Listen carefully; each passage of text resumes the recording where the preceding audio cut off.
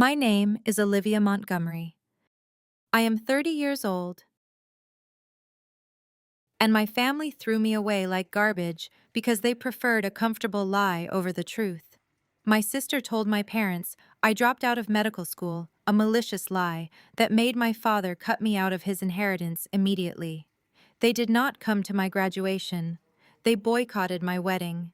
We did not speak a single word for 3 agonizing years. Then last month, my sister was rushed into the emergency room where I work. When the doctor treating her walked in, my mother gripped my father's arm so hard her knuckles turned blue.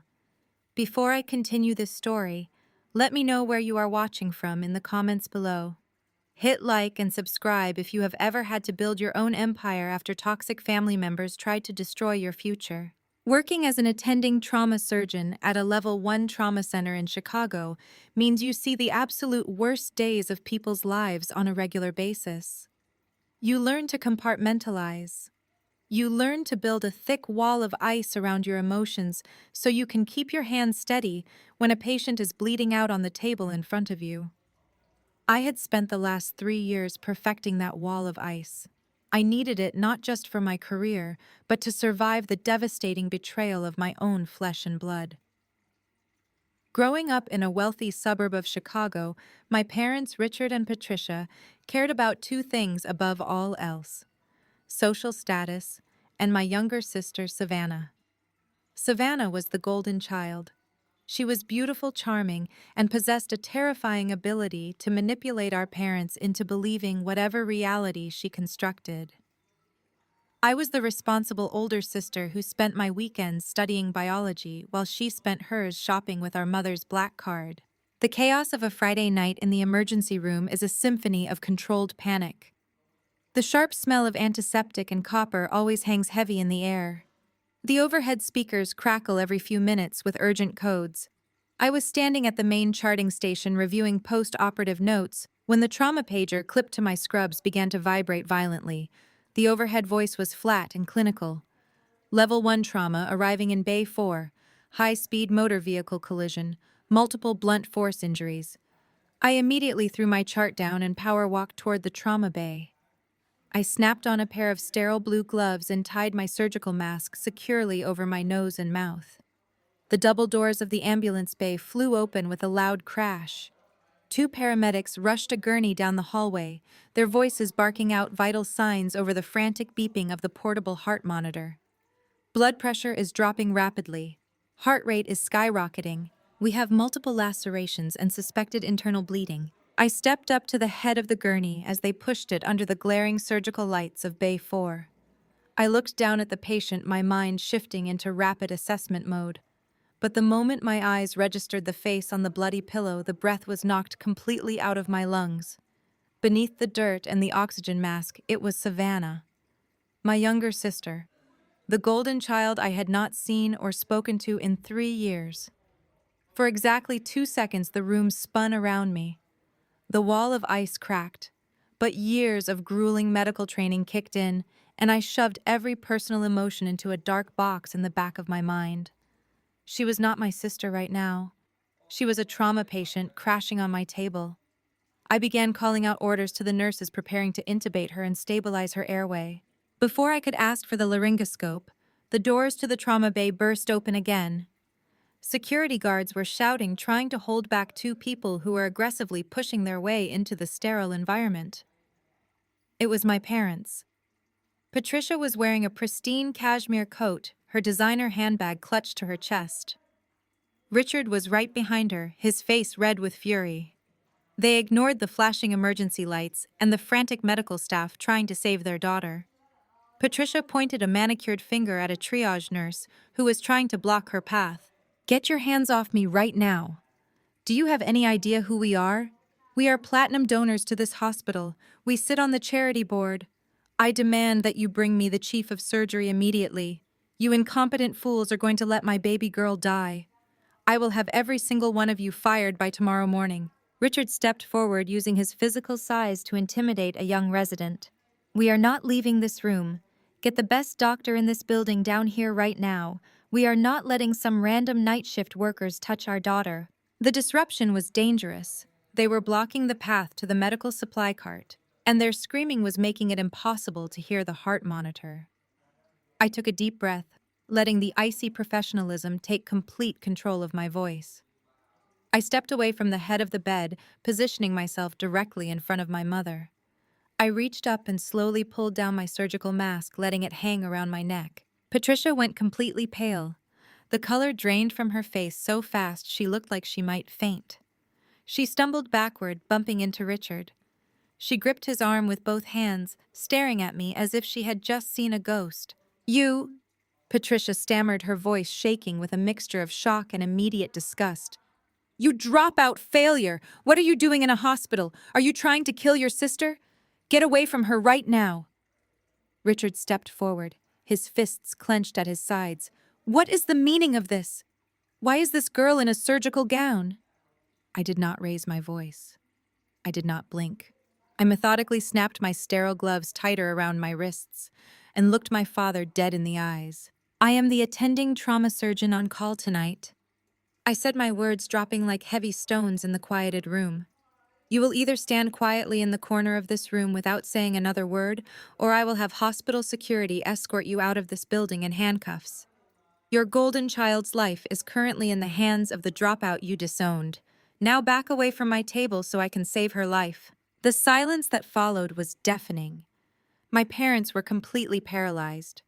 The arrogant, wealthy suburbanites who usually bullied their way through life were entirely powerless. They backed away slowly, pressing themselves against the far wall of the trauma bay. I turned my back on them and returned to the gurney, efficiently intubating Savannah and issuing orders to rush her to the CT scanner to check for internal bleeding. Because Savannah was my immediate family member, hospital ethics and medical guidelines dictated that I could not perform her actual surgery. It is a strict conflict of interest protocol designed to prevent emotional decisions from affecting patient care. Once we had her stabilized and the scans confirmed she needed emergency abdominal surgery to repair a ruptured spleen, I immediately paged a brilliant colleague of mine, Dr. Evans, to take over the case. I gave him the full rundown of her injuries in the hallway, signed the transfer papers, and officially removed myself from her direct medical care. The adrenaline rush of the trauma bay began to fade, leaving behind an exhausting physical ache in my shoulders. I untied my surgical gown, tossed it into the biohazard bin, and walked out into the main waiting corridor. Richard and Patricia were pacing the floor near the vending machines. The moment they saw me walking toward them in my dark blue scrubs, they abandoned their worried parent routine and immediately went on the offensive. 3 years of silence, and their first instinct was still to attack me. "Where did you get that fake badge?" Richard barked, stepping into my path and pointing an accusing finger at my chest. "Savannah told us exactly what happened to you. She told us you failed your medical board exams 3 years ago. She said you were living in a filthy apartment leeching off some unemployed loser who refused to get a job. You are probably just a medical assistant or a janitor pretending to be a doctor to try and impress us. You have always been jealous of your sister." I stood there in the harsh fluorescent lighting of the hospital hallway, staring at the people who had given me life. They were so deeply committed to the fictional reality Savannah had created for them that they were willing to ignore the evidence right in front of their faces. I felt a cold, calculated calm settle over me. I was no longer the desperate 27-year-old girl crying on the phone begging her parents to believe her. I was a highly respected surgeon, and I was holding all the cards. I graduated at the top of my class at Johns Hopkins. I said, my voice dangerously soft. I completed my residency early because I outworked every single person in my cohort. I am a board-certified trauma surgeon at one of the top hospitals in the country. And that unemployed loser you just mentioned, his name is David. He is my husband. He is a senior forensic accountant for a multinational corporate firm. The man makes more money in a single quarter than your entire real estate portfolio generates in a year." Patricia scoffed, crossing her arms defensively over her chest. "You are lying. Savannah would never lie to us about something so serious. She was heartbroken when she told us you dropped out. She said you begged her for money to support your deadbeat boyfriend." I shook my head slowly, marveling at the sheer audacity of her delusion. You took Savannah's word as absolute gospel. You did not call me to verify a single thing. You did not ask for my side of the story. You canceled my trust fund within 24 hours of her telling you that lie. You marched straight into your lawyer's office and rewrote your entire will to leave everything you owned to her. You boycotted my wedding because you decided I was a shameful embarrassment. You refused to answer any of my calls for 3 years. You threw me away like trash because your golden child spun a fairy tale and you were too lazy and too biased to verify a single fact. Richard's face was turning a dangerous shade of crimson. Do not speak to your mother that way. Savannah is building a massive luxury retail boutique. She is a successful entrepreneur. She has no reason to lie about you. You are just trying to cause drama while your sister is fighting for her life. I looked at my father with absolute pity. I am not trying to cause drama. I am simply returning the favor you gave me 3 years ago. I stabilized your daughter tonight because it is my legal and ethical duty as a physician. Dr. Evans is currently repairing her ruptured spleen in operating room 3. She will survive. But do not mistake my professional duty for familial affection. I have no family. You made sure of that. I turned on my heel and walked away, leaving them standing in the hallway, looking foolish and small. I retreated to the doctor's lounge, poured myself a cup of stale black coffee, and stared out the window at the dark Chicago skyline. I had spent 3 years building an incredible life with David. We had a beautiful home, thriving careers, and a marriage built on absolute trust and mutual respect. I thought I had moved past the pain of my parents' abandonment. But seeing them tonight, seeing how quickly they still rushed to defend Savannah's lies, proved that some wounds just learn to hide beneath the surface. Several hours passed.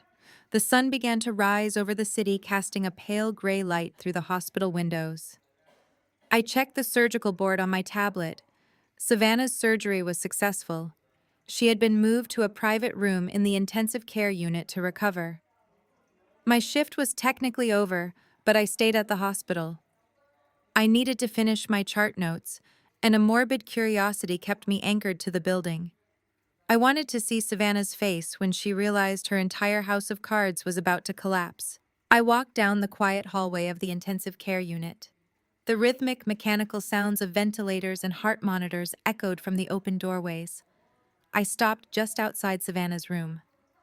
Through the large glass observation window, I could see her lying in the hospital bed. She looked pale and fragile, surrounded by intravenous lines and medical equipment. Sitting in the uncomfortable plastic chair next to her bed was Jamal Washington. Jamal was Savannah's husband. He was 32 years old, an African-American architect who ran his own small design firm. He was wearing a wrinkled button-down shirt, his hands clasped tightly together as he leaned his forehead against them. He looked utterly exhausted and entirely devastated. I had met Jamal briefly once before the estrangement. He was a genuinely good, hardworking man. He loved Savannah fiercely, and it was obvious from the dark circles under his eyes that he had been crying in the waiting room all night. I stood in the shadow of the doorway, watching the scene unfold. Savannah began to stir. The heavy surgical anesthesia was finally starting to wear off. She groaned softly, her eyelids fluttering open. The bright lights of the ICU made her squint. Jamal immediately sat up, his face flooding with overwhelming relief. He reached out and gently took her hand, whispering comforting words to her. Savannah looked around the room, her gaze sweeping past the medical monitors, the intravenous bags, and the small television mounted on the wall. Then her eyes landed on the large white patient information board mounted at the foot of her bed. It is standard hospital policy to clearly write the names of the treating physicians and the attending doctors on that board so the patient and family know who is in charge of their care. Written in thick, bold black marker right at the top of the board were the words, "Attending Physician Dr. Olivia Montgomery." I watched the exact moment the realization hit her. It was not a look of relief. It was not the comforting realization that her older sister had been there to save her life. It was sheer, unadulterated terror. The color completely drained from Savannah's face. The heart monitor next to her bed immediately began beeping wildly, tracing the sudden massive spike in her heart rate. Her eyes went wide, darting frantically around the room, as if she were a cornered animal looking for an escape route. She pulled her hand away from Jamal and grabbed the collar of his wrinkled shirt with a surprising amount of strength for someone who had just undergone major abdominal surgery. Her voice was raspy dry from the breathing tube, but her tone was absolutely frantic. "Do not give them my insurance card," she gasped, pulling Jamal closer to her face. "Jamal, you have to hide my wallet right now. Do not let them run my identification.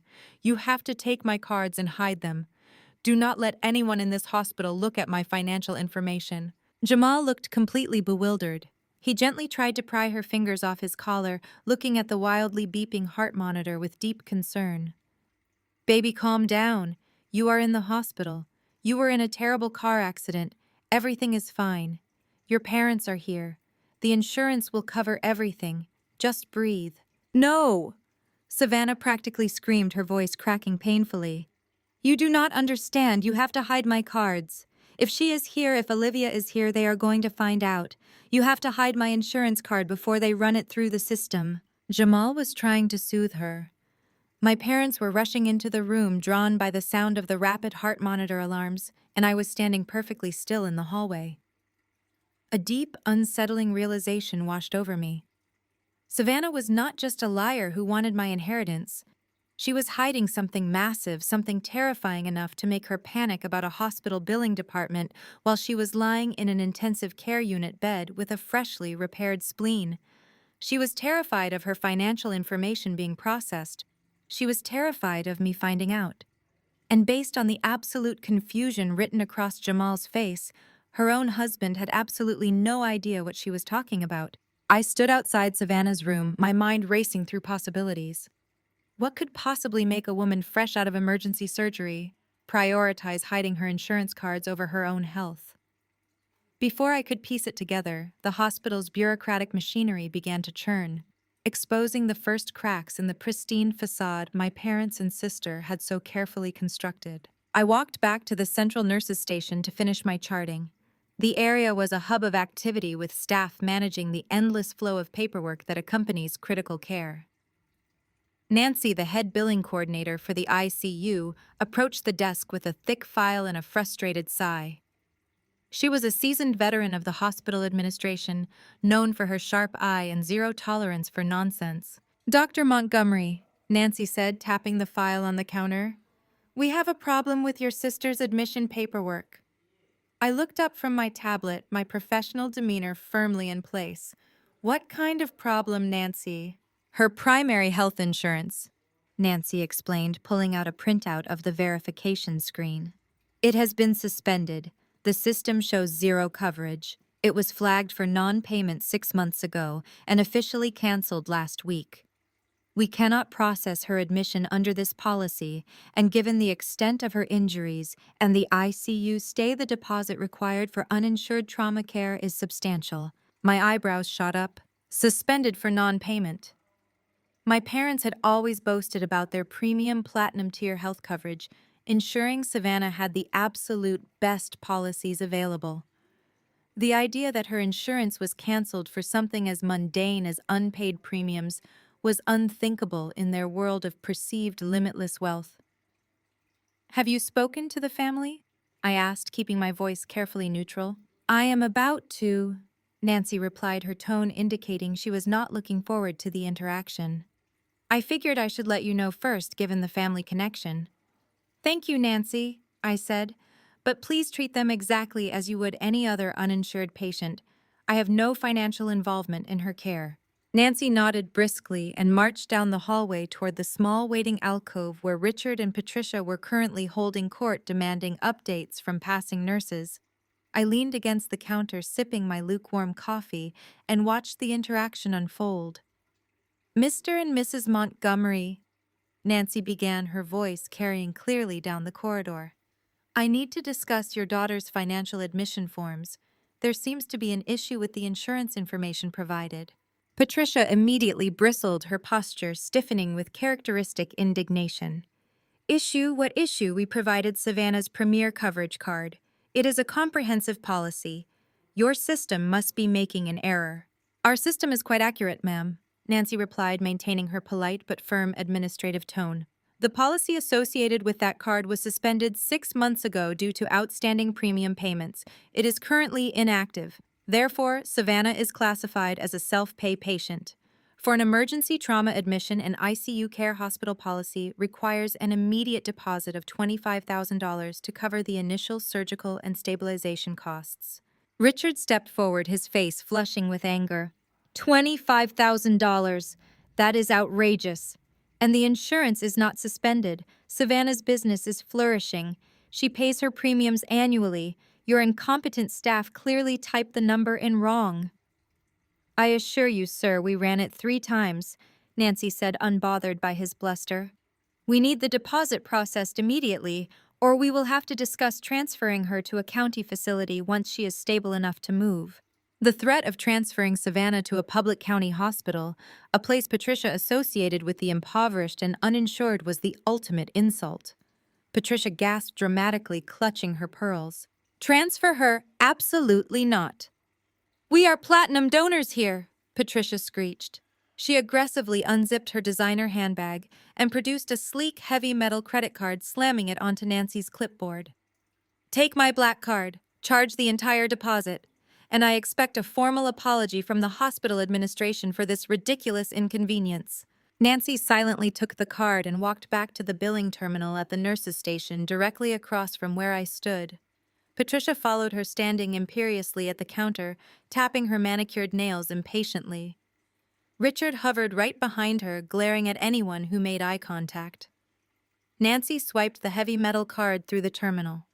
The machine processed for a moment, then emitted a sharp, flat beep. A small red light flashed on the screen. Nancy looked at the monitor, then back at Patricia. I'm sorry, Mrs. Montgomery. The card has been declined. Patricia let out a harsh bark of laughter. Declined? That is impossible. That card has no preset spending limit. Run it again. Your machine is clearly broken. Nancy sighed, a sound born of dealing with entitled relatives, and swiped the card a second time. The machine processed. Beep, red light, declined. It is declined, ma'am, Nancy stated flatly. The bank is returning a do not honor code. The color rapidly drained from Patricia's face. The arrogant certainty that usually defined her every movement faltered. She snatched the black card back and frantically dug into her wallet, pulling out a gold Visa card. Fine, use this one. It is linked to our primary checking account. There is more than enough to cover your ridiculous deposit. Nancy swiped the gold card. Beep, declined. Declined again. Nancy reported, her voice losing a fraction of its professional patience. Richard shoved past Patricia, his face now a mask of pure, unadulterated panic disguised as rage. Give me that. He grabbed the card and pulled his smartphone from his pocket. This is absurd. I am calling my private banker right now. Someone is going to lose their job over this. Richard stormed away from the desk, pacing furiously down the hallway as he dialed his bank. Patricia stood frozen at the counter, clutching her open wallet, staring at the declined cards as if they had suddenly turned into snakes. I watched the entire scene unfold with a detached, clinical fascination. This was not a simple banking error. You do not get a do not honor code on a black card without a catastrophic financial event occurring behind the scenes. And 2 declined cards from different accounts that pointed to a systemic freeze. I took a slow sip of my coffee, the bitter taste grounding me in the reality of the moment. The untouchable Montgomery empire, built on status wealth and the systematic exclusion of anyone they deemed unworthy, was showing massive structural failure. Down the hall, Richard's voice was rising, echoing off the linoleum walls. He was no longer shouting demands, he was pleading. What do you mean frozen by who I am, the account holder? You cannot just freeze my entire portfolio without notifying me. I demand to speak to a supervisor. Patricia hurried over to him, her voice a frantic whisper. Richard, what is it? What are they saying? Richard turned to her, his face ashen, looking older and more fragile than I had ever seen him. He lowered his phone, his hand trembling slightly. They said all our accounts have been frozen pending a federal inquiry. They would not tell me anything else. They just said to contact our legal counsel. Federal inquiry. The words hung in the air, heavy and ominous. My parents, who spent their lives meticulously crafting an image of absolute financial superiority, were standing in a hospital hallway with declined credit cards and frozen bank accounts. I set my empty coffee cup down on the counter. The pieces of the puzzle were starting to align, forming a picture far more disturbing than a simple family estrangement. Savannah's frantic demand to hide her insurance cards, the suspended health coverage, the declined black card, the federal inquiry. This was not just about a lie told 3 years ago. This was about money. Massive missing amounts of money, and my sister, the golden child who could do no wrong, was sitting at the very center of the blast radius. The sliding doors of the ICU swung open and Jamal walked out. He looked even more haggard than before, his shoulders slumped as if carrying a physical weight. He rubbed his face exhaustedly and walked slowly toward the waiting area, completely oblivious to the financial meltdown happening just yards away. I knew I needed to hear what they were saying. I needed to understand the depth of the deception my sister had engineered. I picked up a stray chart and walked deliberately down the hallway, positioning myself at a secondary charting station, just out of their direct line of sight, but well within earshot. The next few minutes would reveal exactly how deep Savannah's lies ran and who she was willing to destroy to maintain her facade. Patricia turned away from her husband and caught sight of me standing by the secondary charting station. The humiliation of her declined credit cards had morphed entirely into venomous rage. She needed someone to punish for her embarrassment, and I was the most convenient target available. She marched down the corridor, her designer heels clicking sharply against the linoleum floor. Richard trailed closely behind her, still aggressively tapping at his smartphone screen. "Are you enjoying this?" Patricia hissed, stopping just inches from my desk. Her voice was a harsh, jagged whisper, designed to avoid drawing the attention of the hospital security guards, yet loud enough to convey her absolute contempt. "Are you getting a thrill out of watching us deal with this banking error? You always were a vindictive, jealous little girl." I did not look up from the patient file I was updating on my tablet. "I am currently reviewing post-operative care instructions for a trauma patient.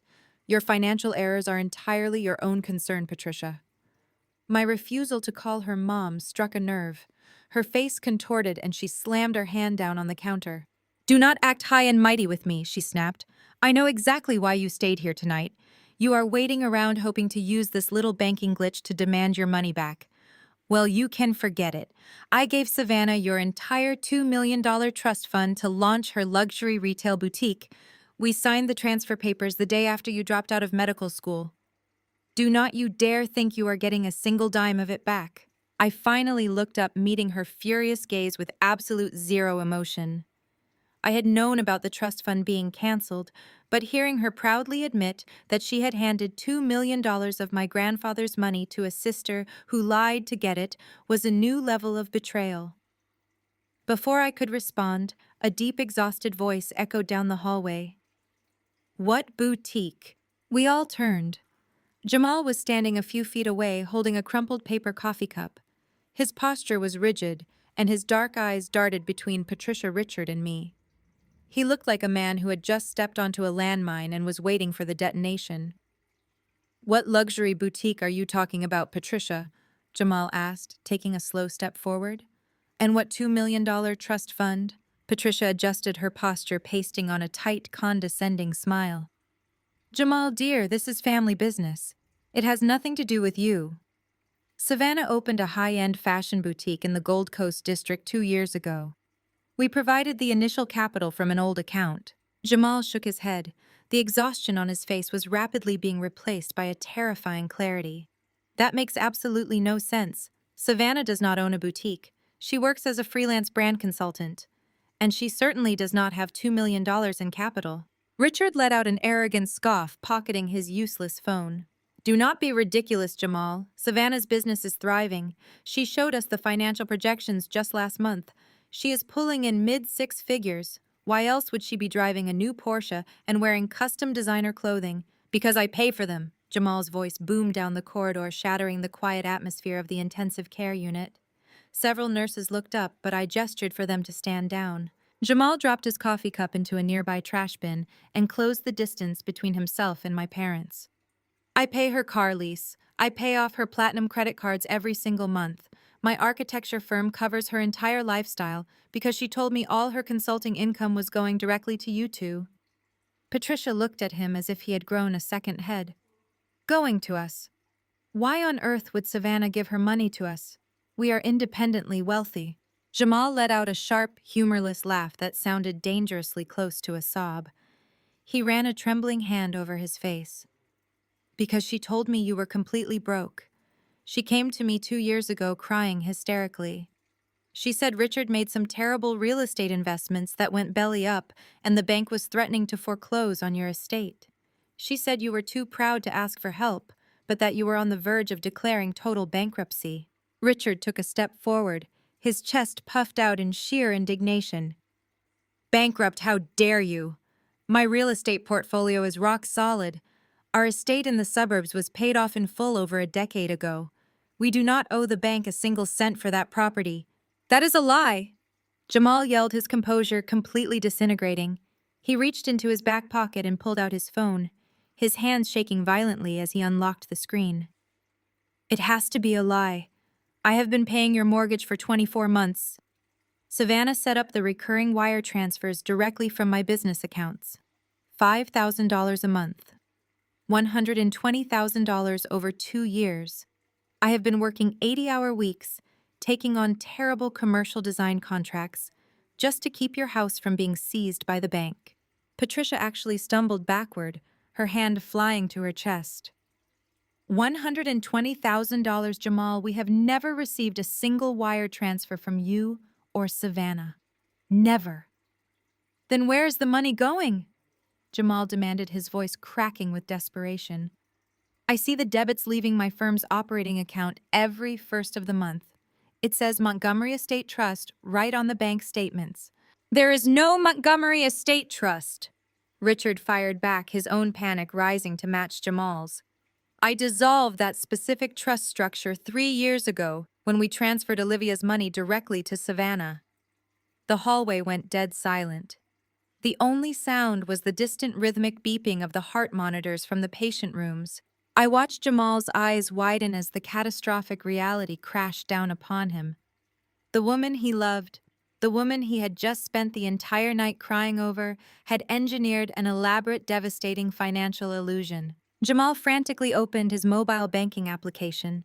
He swiped through the screens, pulling up the transaction history for his architecture firm.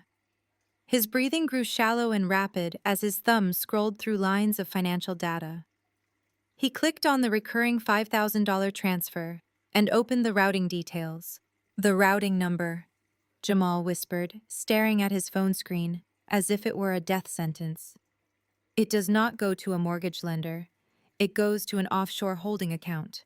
He frantically clicked through more menus, checking the firm's primary credit lines.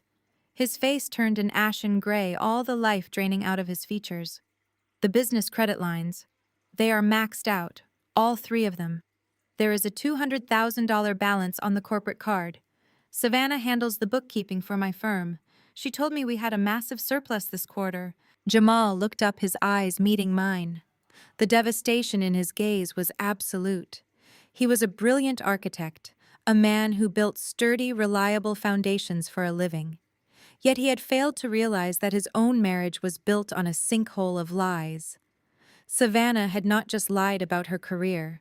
She had actively embezzled from her own husband's business to fund the extravagant lifestyle she paraded in front of our parents. And it did not stop there. She had taken my $2 million trust fund from our parents, lied to them about building a luxury boutique, and somehow managed to burn through that entire fortune as well. Patricia shook her head in furious denial. No, this is a misunderstanding. Savannah is a smart girl. She would never steal from her own husband. Jamal, you must have your accounts confused. She is an entrepreneur. She probably moved the money into an investment portfolio for your future. Investment portfolio. Jamal choked out a bitter, devastated laugh. She does not even have health insurance.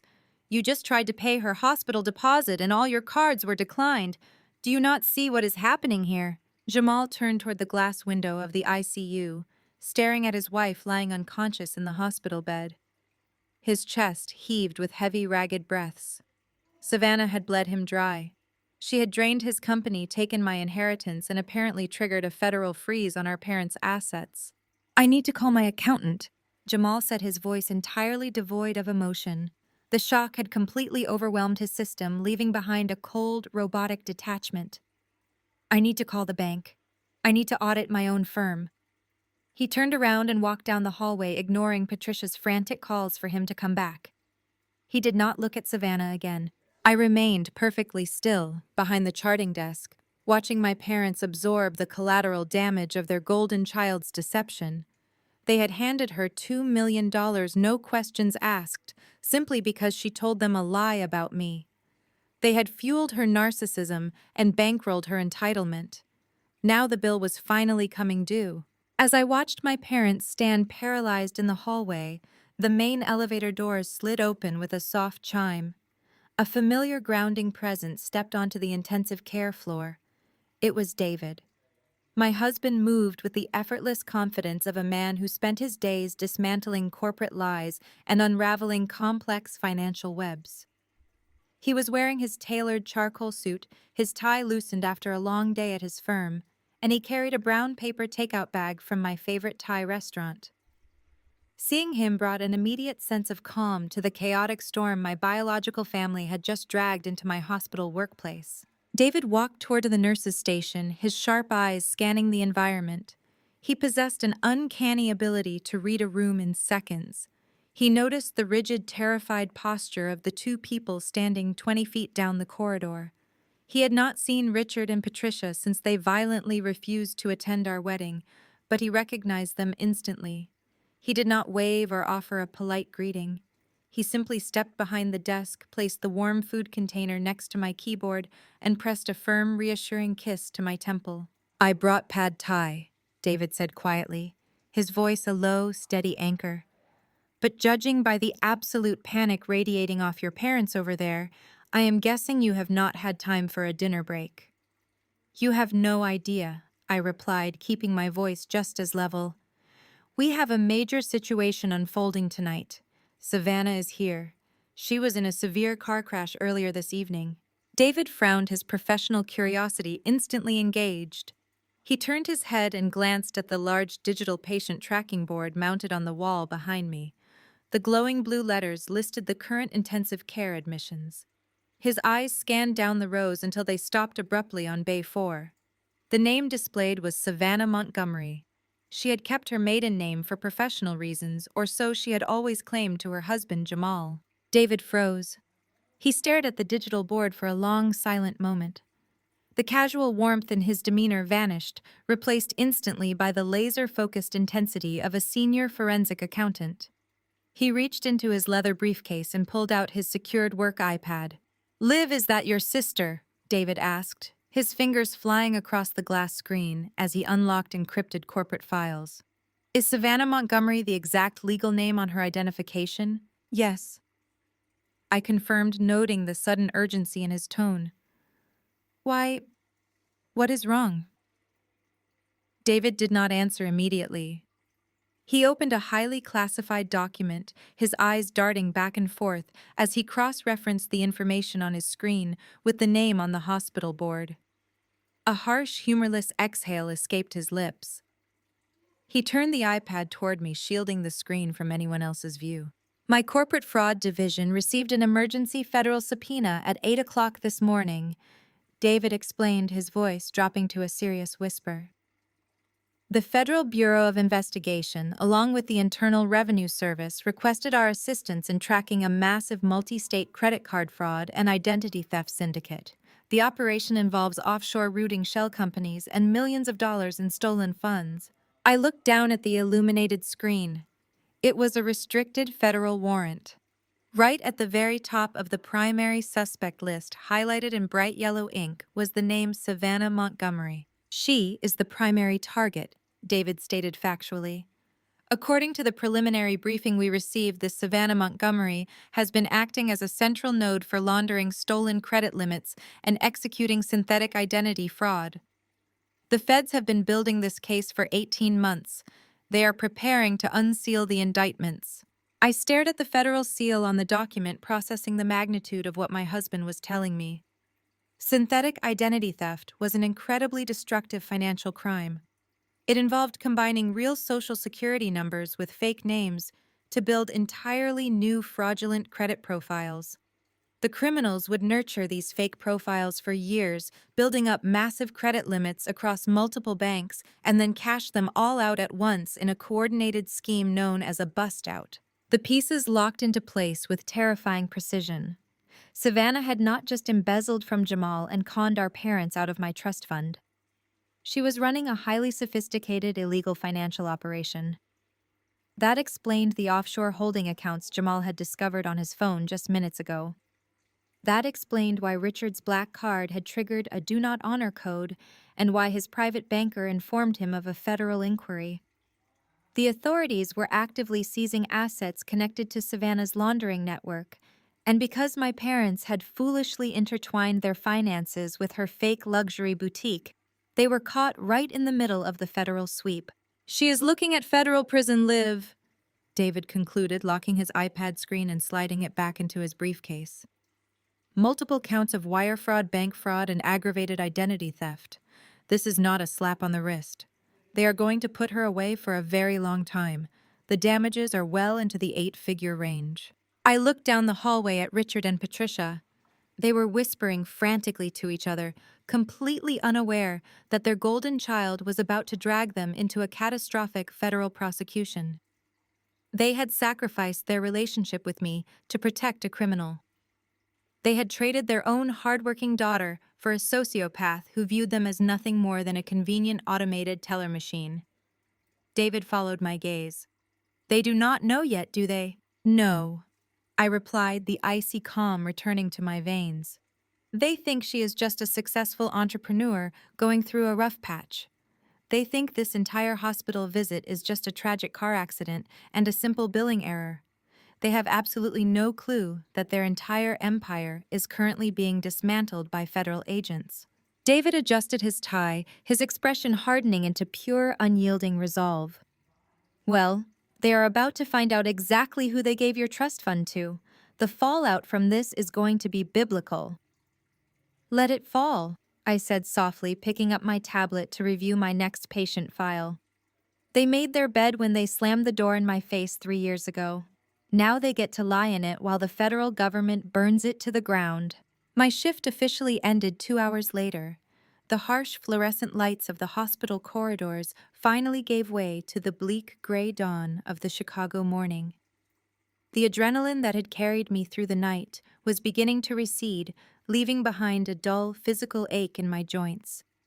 David walked beside me, his hand resting a warm and steady weight against the small of my back. We navigated the labyrinthine hallways toward the physician parking garage in a comfortable silence. We had already processed the magnitude of the situation upstairs. Savannah was facing a federal indictment, my parents were financially ruined, and the toxic empire that had rejected me 3 years ago was in the active process of burning to the ground. I was ready to go home, take a scalding hot shower, and leave the drama exactly where it belonged, in the past. As we pushed through the heavy metal doors into the concrete parking structure, the frigid morning air bit at my cheeks. The garage was mostly empty at this hour, echoing with the distant sound of distant traffic. We turned the corner toward my reserved parking spot, and I stopped dead in my tracks. Blocking David's sleek sedan was a massive, aggressively parked luxury SUV. Standing directly in front of my car, shivering in their expensive coats, were Richard and Patricia. They looked disheveled and desperate, a far cry from the arrogant country club elites who had strutted into the trauma bay just hours earlier.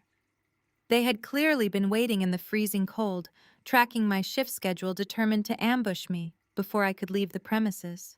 I let out a slow, measured breath, a plume of white vapor pluming in the icy air. I did not break my stride.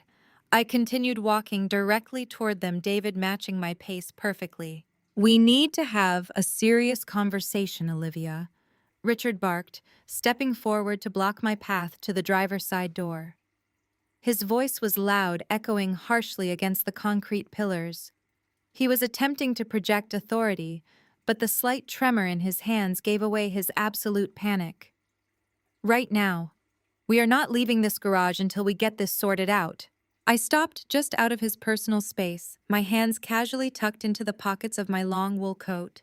"There is absolutely nothing to sort out, Richard," I replied, my tone flat and devoid of any familial warmth. "Your daughter is recovering in the intensive care unit. Her medical care has been successfully transferred to a highly capable colleague. My professional obligations to your family are completely fulfilled. Now move out of my way." Patricia stepped out from behind her husband, her face tight with a frantic, unhinged energy. "Do not use that clinical tone with us," she snapped, her voice shrill and demanding. "We spoke to Jamal. We know what you two discovered upstairs." He came out into the waiting room, ranting like a lunatic about offshore accounts and federal investigations. He said David works for the financial firm that received a subpoena regarding Savannah. David stepped forward, angling his body slightly to shield me. His expression was the definition of professional indifference. "Jamal was entirely correct," David stated calmly. "The federal government is actively unsealing indictments regarding a massive synthetic identity theft and wire fraud syndicate. Your daughter is the primary target of that investigation. She has been laundering stolen funds for a minimum of 18 months. Her assets, and apparently yours by extension, are currently being frozen by federal agents." Richard let out a harsh, dismissive scoff, waving his hand in the air as if he could simply swat away the Department of Justice like a pesky mosquito. "It is a clerical error," he insisted, puffing out his chest in a desperate display of wealthy suburban bravado. "Savannah is a legitimate, hard-working businesswoman. She runs a high-end consulting firm. She probably just got her business accounts mixed up with some unscrupulous vendor. This entire federal inquiry is a massive misunderstanding, and I will not allow some bureaucratic witch hunt to ruin my daughter's reputation." I stared at the man who had raised me, genuinely marveling at the depth of his delusion. He was standing in a freezing parking garage with frozen bank accounts and declined credit cards, yet he still believed he could simply talk his way out of reality. "You work in corporate finance, David." Richard continued, his tone shifting from aggressive to fiercely demanding. "You have access to these files. You know how these computer systems operate. I want you to go into your office this morning and scrub Savannah's name from that suspect list. Delete the files, alter the routing numbers. Do whatever it is you technical people do. Just make this ridiculous investigation go away before the media gets wind of it." David actually laughed. It was a short, sharp sound of pure disbelief. "Richard, you are standing in a hospital parking garage actively asking a senior forensic accountant to commit a federal felony. Altering evidence in an active Department of Justice investigation is punishable by up to 20 years in federal prison. I am not going to risk my career, my freedom, or my life to cover up the fact that your golden child is a sociopathic criminal." Richard's face contorted into a mask of pure, unadulterated fury. The veins in his neck bulged against his expensive silk collar. He took a threatening step toward David, invading his personal space, pointing a rigid finger directly at my husband's chest. "You listen to me, you arrogant little pencil pusher," Richard hissed, dropping all pretense of civility. "I am Richard Montgomery. I have friends in very high places. I have politicians on my speed dial. I can make your life a living hell. And as for you, Olivia..." He turned his blazing eyes on me, shifting his attack. He was pulling out the ultimate weapon in his arsenal, the tactic he had used to bully his way through life for 3 decades: financial intimidation. "Tomorrow morning at 10 o'clock sharp, I am walking into the executive boardroom of this hospital," Richard declared, his voice echoing off the concrete walls with absolute venomous certainty. "I am meeting with the chief executive officer, and I am personally handing him a pledge check for $500,000 to fund the new pediatric wing. I am a major donor. The hospital board will do whatever I say. They eat out of the palm of my hand." He leaned in closer, his breath hot and ragged in the freezing air. "You will force your husband to scrub Savannah's name from that federal list today. You will make this entire investigation disappear by noon. Or I swear to God, Olivia, I will make my donation completely contingent on your immediate termination. I will tell the board you are unstable, vindictive, and a danger to patients. I will end your medical career before you even have a chance to take your scrubs off. You will never practice medicine in the city of Chicago again." The threat hung heavily in the frigid air. It was a classic ruthless corporate execution tactic. He honestly believed his money gave him the power to bend reality, to rewrite laws, and to crush anyone who stood in the way of his perfect family image. Before I could respond, Patricia stepped forward. She was playing the classic good cop routine, the toxic, manipulative, motherly role she had perfected over a lifetime. She placed a gently manicured hand on my arm, her eyes wide and swimming with manufactured tears. "Olivia, sweetheart, please listen to your father." Patricia pleaded, her voice dropping to a soft, conspiratorial whisper. She was attempting to use affection as a weapon, a transactional exchange of love for obedience. "We do not want to fight with you. We have missed you so much over these past 3 years. This whole estrangement has just been a terrible, heartbreaking misunderstanding." I looked down at her hand resting on my coat sleeve, feeling absolutely nothing but cold, clinical detachment. "Savannah is your sister, Olivia." Patricia continued, her eyes searching my face for any sign of weakness, any lingering trace of the desperate daughter who used to beg for her approval. "She made a mistake. She is young and ambitious, and she just got in over her head. But we are a family, and family protects each other. If you just fix this tiny problem with David's files, we can put all this ugliness behind us."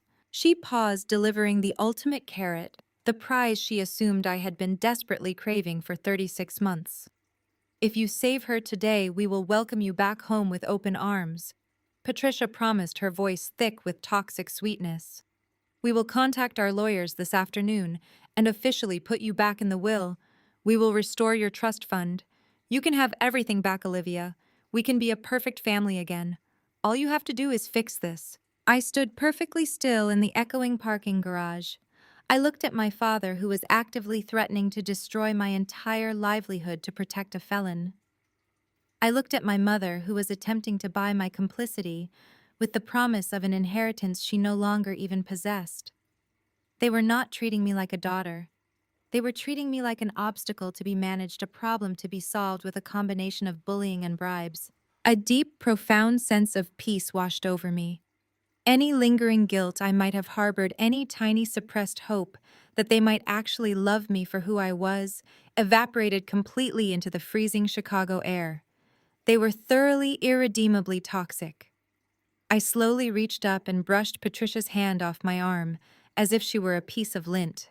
"You are trying to bribe a federal investigator and blackmail a trauma surgeon in a hospital parking lot." I stated, my voice completely devoid of emotion. It was the voice of a surgeon delivering a terminal diagnosis. "You are both completely out of your minds."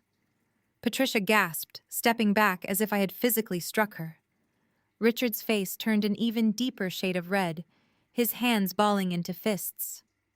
"You ungrateful, vindictive little girl," Richard snarled. "I gave you everything. You gave me nothing but conditional tolerance." I corrected him sharply, finally, allowing a fraction of my anger to bleed into my tone. 3 years ago, Savannah told you a lie about my career, and you instantly cut me out of your lives without a second thought. You threw me away like garbage because it threatened your precious country club image. And now, when your golden child is facing federal prison for stealing millions of dollars, you expect me to risk my husband's freedom and my own medical license to clean up her mess. "You will do it, or I will ruin you," Richard roared, abandoning all restraint. "I will have you stripped of your medical license by tomorrow." I looked at him, a genuine, chilling smile spreading across my face. I pulled my car keys from my pocket, the metal clinking sharply in the quiet garage. "You go right ahead and try Richard," I said, stepping past him toward my car door. "But before you march into that boardroom tomorrow morning and try to buy my termination with a $500,000 check, you might want to make a quick phone call to your bank. Because the federal government does not just freeze the accounts of the primary suspect. They freeze the accounts of every single person who received stolen funds." David opened the passenger door, his expression mirroring my own icy resolve.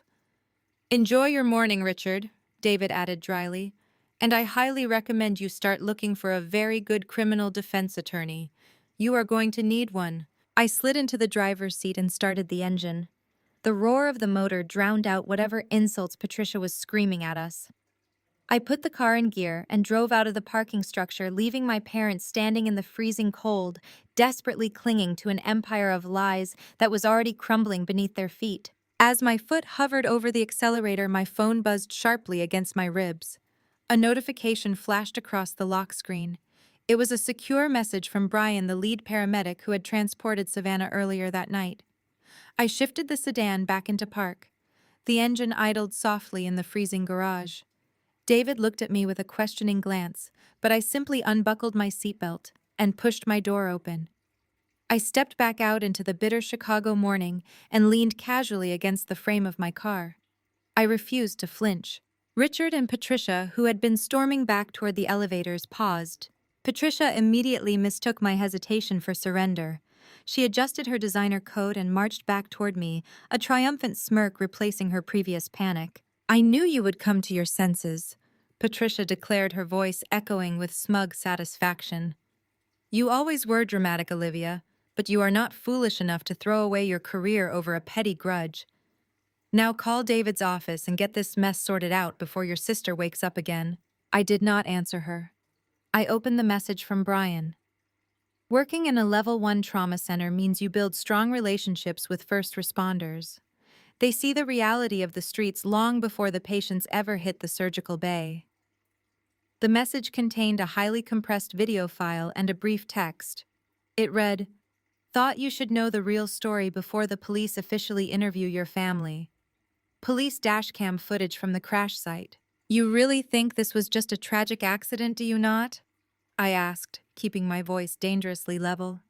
"You genuinely believe your golden child was just innocently driving home when tragedy unexpectedly struck?" Richard crossed his arms, puffing out his chest with arrogant certainty. "The police report said she was struck in an intersection. It was a terrible accident caused by dangerous road conditions. Do not try to twist this into something else to satisfy your own vindictive agenda." I turned my phone screen toward them and tapped play. The volume was turned up all the way. The chaotic, piercing sounds of a police siren instantly filled the concrete parking garage. The footage was stark, visceral, and undeniable. It was recorded directly from the dashboard of a Chicago Police Department cruiser. The timestamp in the corner showed the exact time of the crash. The location was clearly visible. It was the Gold Coast, the highest-tier designer shopping district in the entire city. The camera framed the grand, illuminated entrance of an exclusive jewelry boutique. Two armed security guards were aggressively pursuing a woman out of the heavy glass front doors. The woman was Savannah. She was clutching a large designer handbag to her chest, her face twisted in absolute feral panic. She sprinted across the illuminated sidewalk, her expensive high heels snapping sharply against the pavement, and threw herself into the driver's seat of her luxury sport utility vehicle. The police cruiser accelerated, its blue and red lights flashing brilliantly against the storefront windows. An officer yelled loudly through the megaphone for her to turn off the engine and step out of the vehicle. Instead, Savannah slammed the transmission into gear. The heavy tires shrieked against the asphalt as she wildly reversed, smashing violently into a parked luxury sedan before peeling out into the main intersection. She blew straight through a solid red light without even tapping the brakes. The camera captured the exact horrifying moment a heavy delivery truck, having the legal right-of-way, T-boned her vehicle at 50 miles per hour. The impact was an explosive collision of shattering glass and twisting metal. The video abruptly cut to black. The silence that followed the blaring siren was deafening. Patricia was visibly trembling, her hands covering her mouth in sheer, unadulterated horror. Richard's arrogant posture had completely collapsed in on itself. He stared at my phone screen, his eyes wide and unblinking, desperately trying to process the visual proof of his daughter's criminal insanity. "She was running."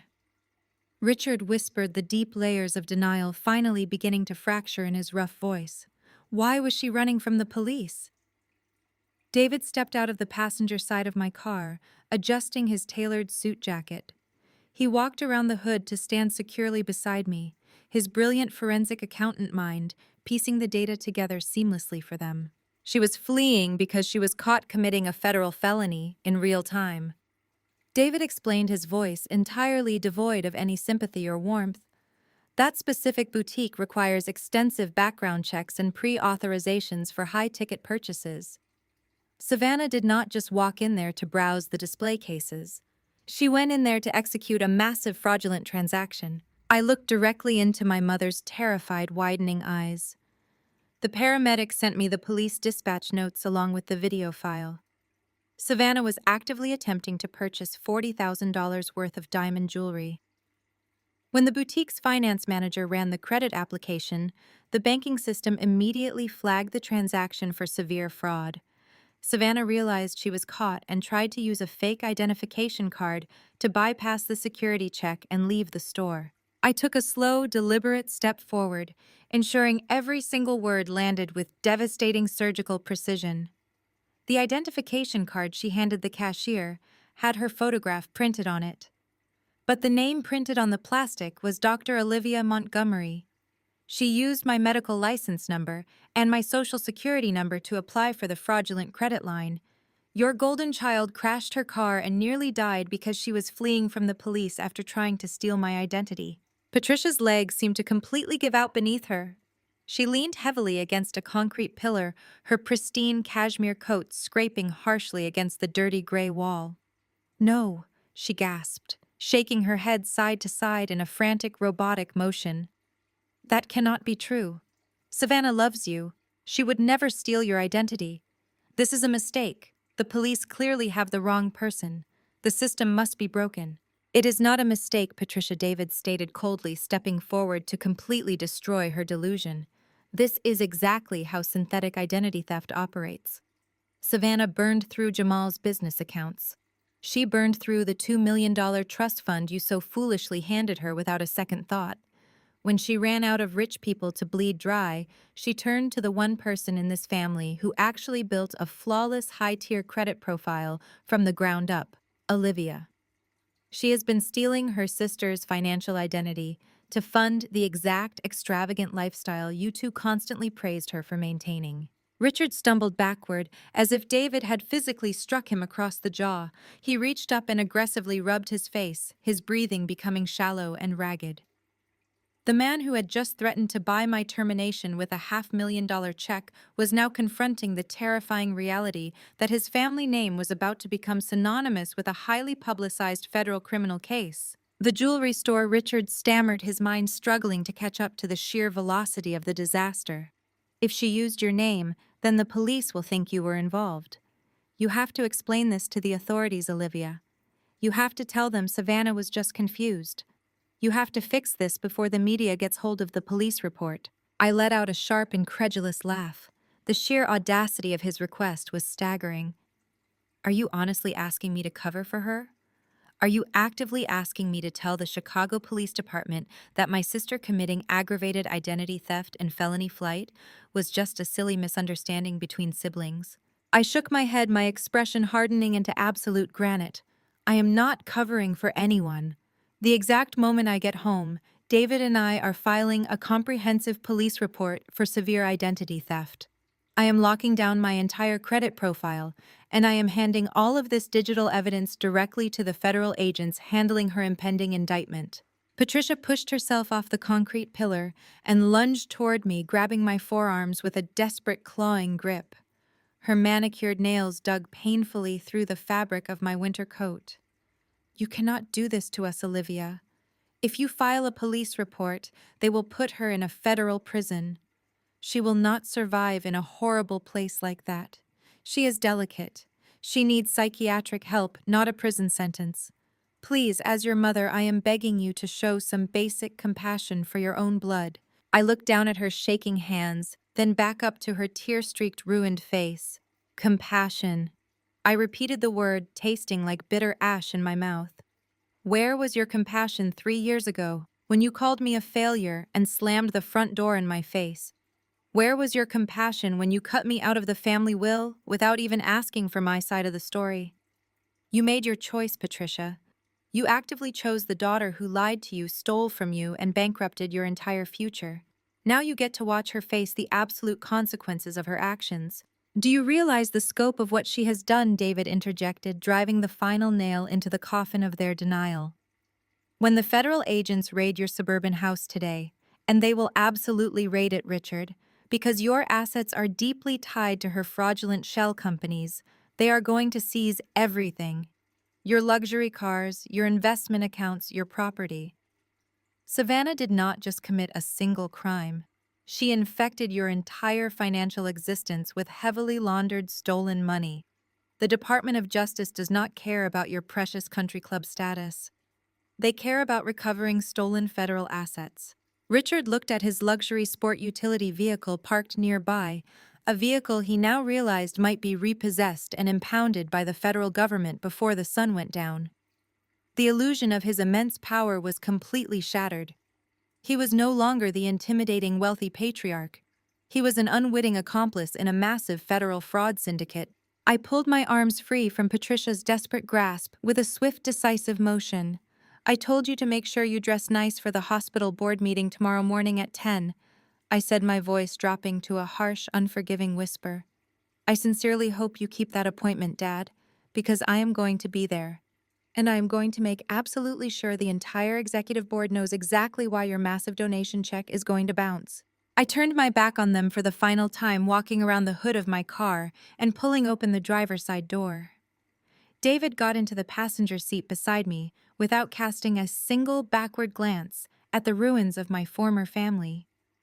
I started the engine, the powerful roar echoing loudly through the empty concrete structure.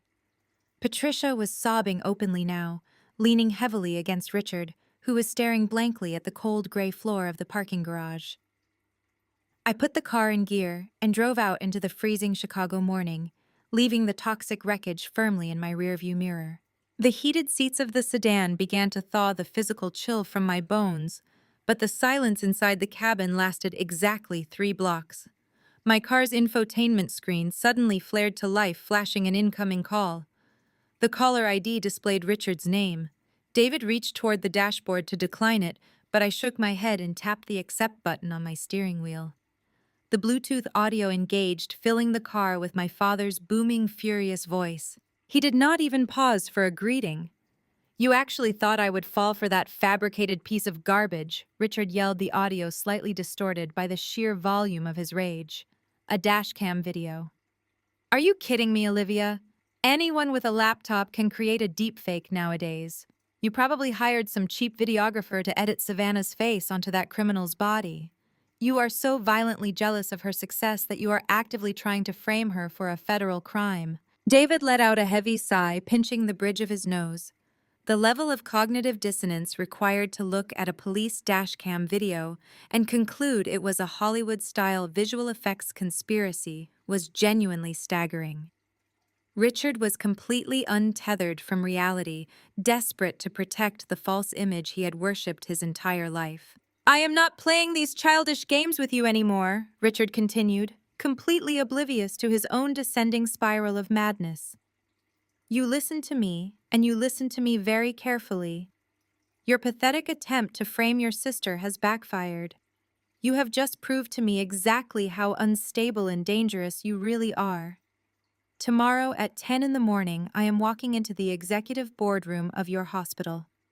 I am sitting down with the chief executive officer, and I am personally handing him a $500,000 pledge check for the new pediatric wing." Richard took a sharp, jagged breath over the phone line. "The board of directors answers to major donors, Olivia. They will do exactly what I tell them to do. You are going to walk into that boardroom tomorrow morning, and you are going to bring a printed, signed resignation letter.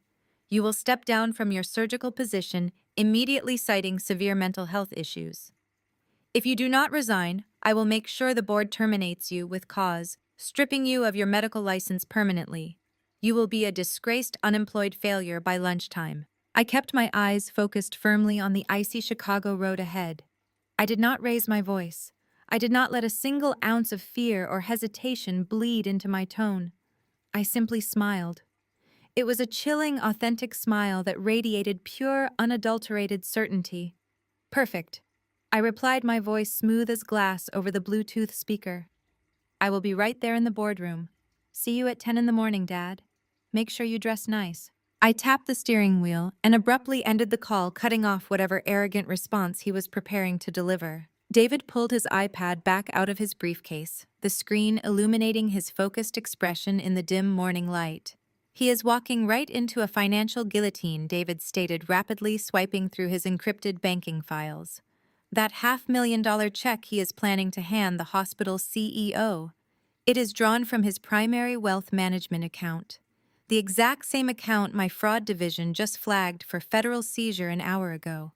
The bank is going to process the asset freeze right when the market opens." I nodded, navigating the sedan onto the highway leading toward our suburban home.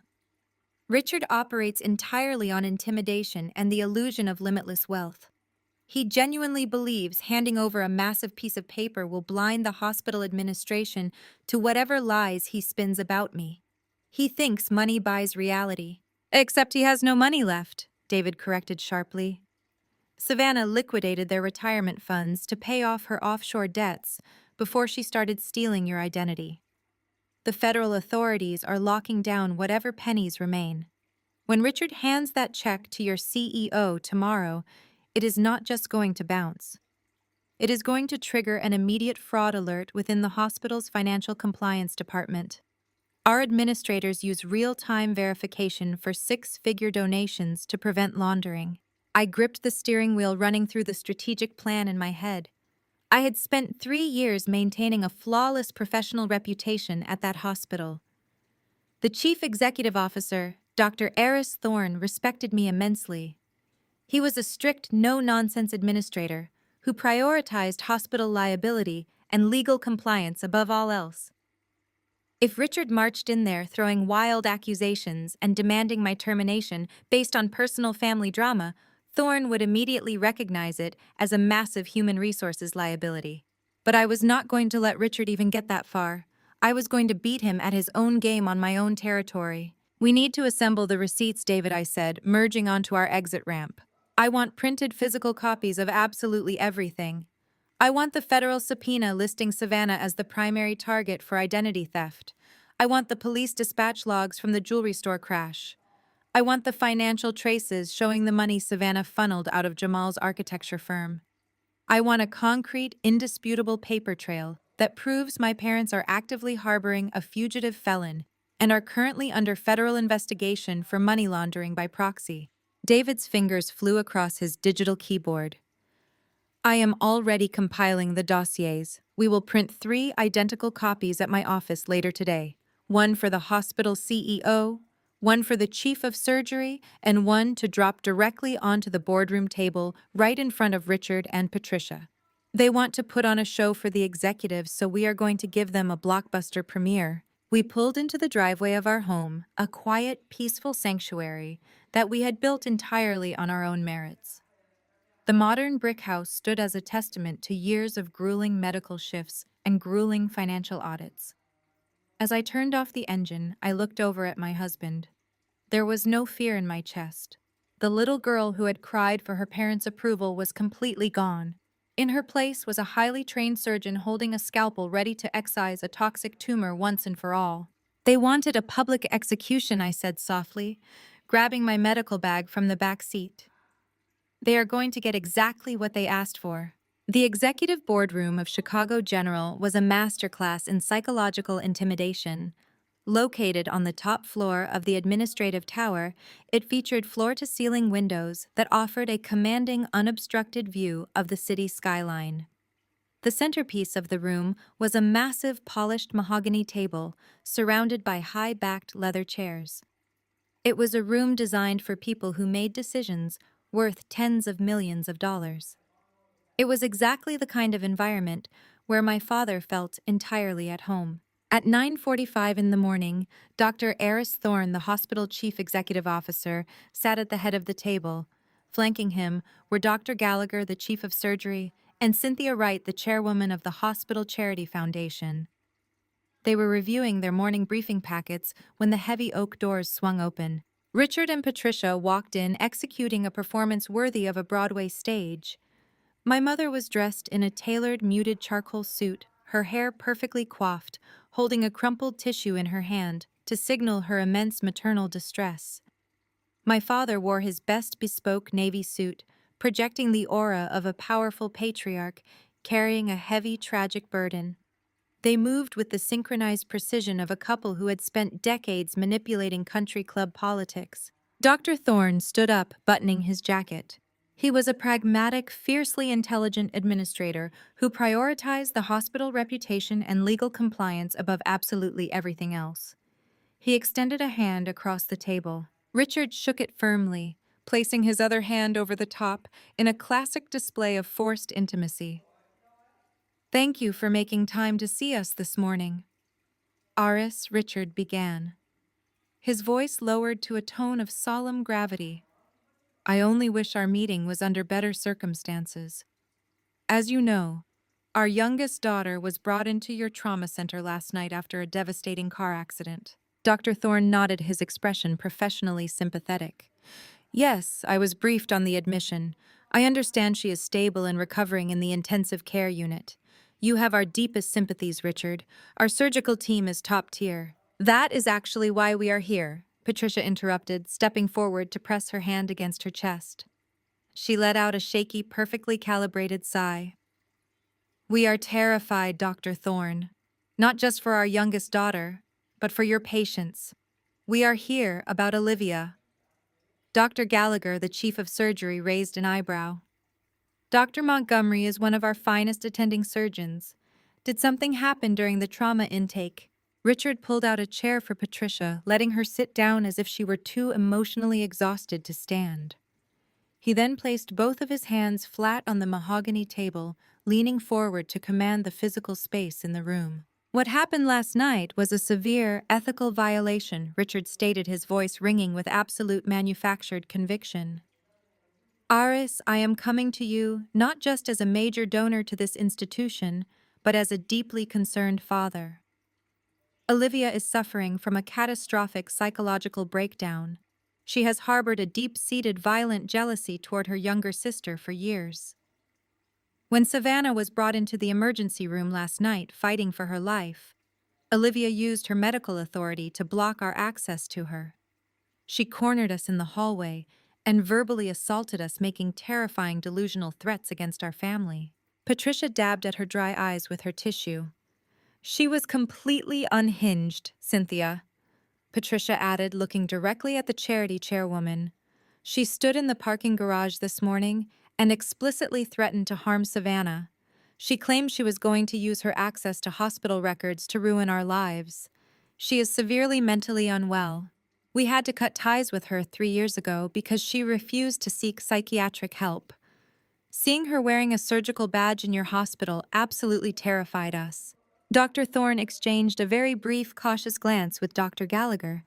"Hospital administrators are trained to recognize liability, and a wealthy donor accusing a senior surgeon of mental instability and patient endangerment was a massive flashing red light." "Those are extremely serious allegations," Dr. Thorne said smoothly, keeping his tone carefully neutral. "Dr. Montgomery properly recused herself from your daughter's surgical care due to the family conflict of interest. Her actions on paper followed our ethical guidelines to the letter. If you are claiming she made threats, we will need to open a formal human resources investigation." Richard shook his head dismissively, waving away the idea of a standard bureaucratic procedure. He did not want an investigation. He wanted a public execution. "We do not have time for a drawn-out administrative review," Aris Richard declared, his voice hardening into the ruthless corporate tone he used to crush business rivals. "My daughter is lying helpless in a hospital bed upstairs, completely vulnerable to a surgeon who has openly threatened her. I cannot sleep knowing Olivia has access to her medication charts or her intravenous lines. She needs to be removed from this building immediately." Richard reached into the inner breast pocket of his bespoke suit jacket. He pulled out a sleek leather-bound checkbook and a gold fountain pen. He opened it flat on the table, the expensive paper crisp and stark in the quiet boardroom. "My family has always been deeply committed to the success and expansion of this hospital," Richard continued, uncapping the gold pen. "I believe in the work you do here. I know you are currently running a capital campaign to break ground on the new pediatric oncology wing." With slow, deliberate strokes, Richard filled out the check. He wrote out the date, the hospital foundation name, and then spelled out the massive sum. He tore the check from the binding and slid it slowly across the polished mahogany surface. It stopped exactly halfway between him and Dr. Thorne.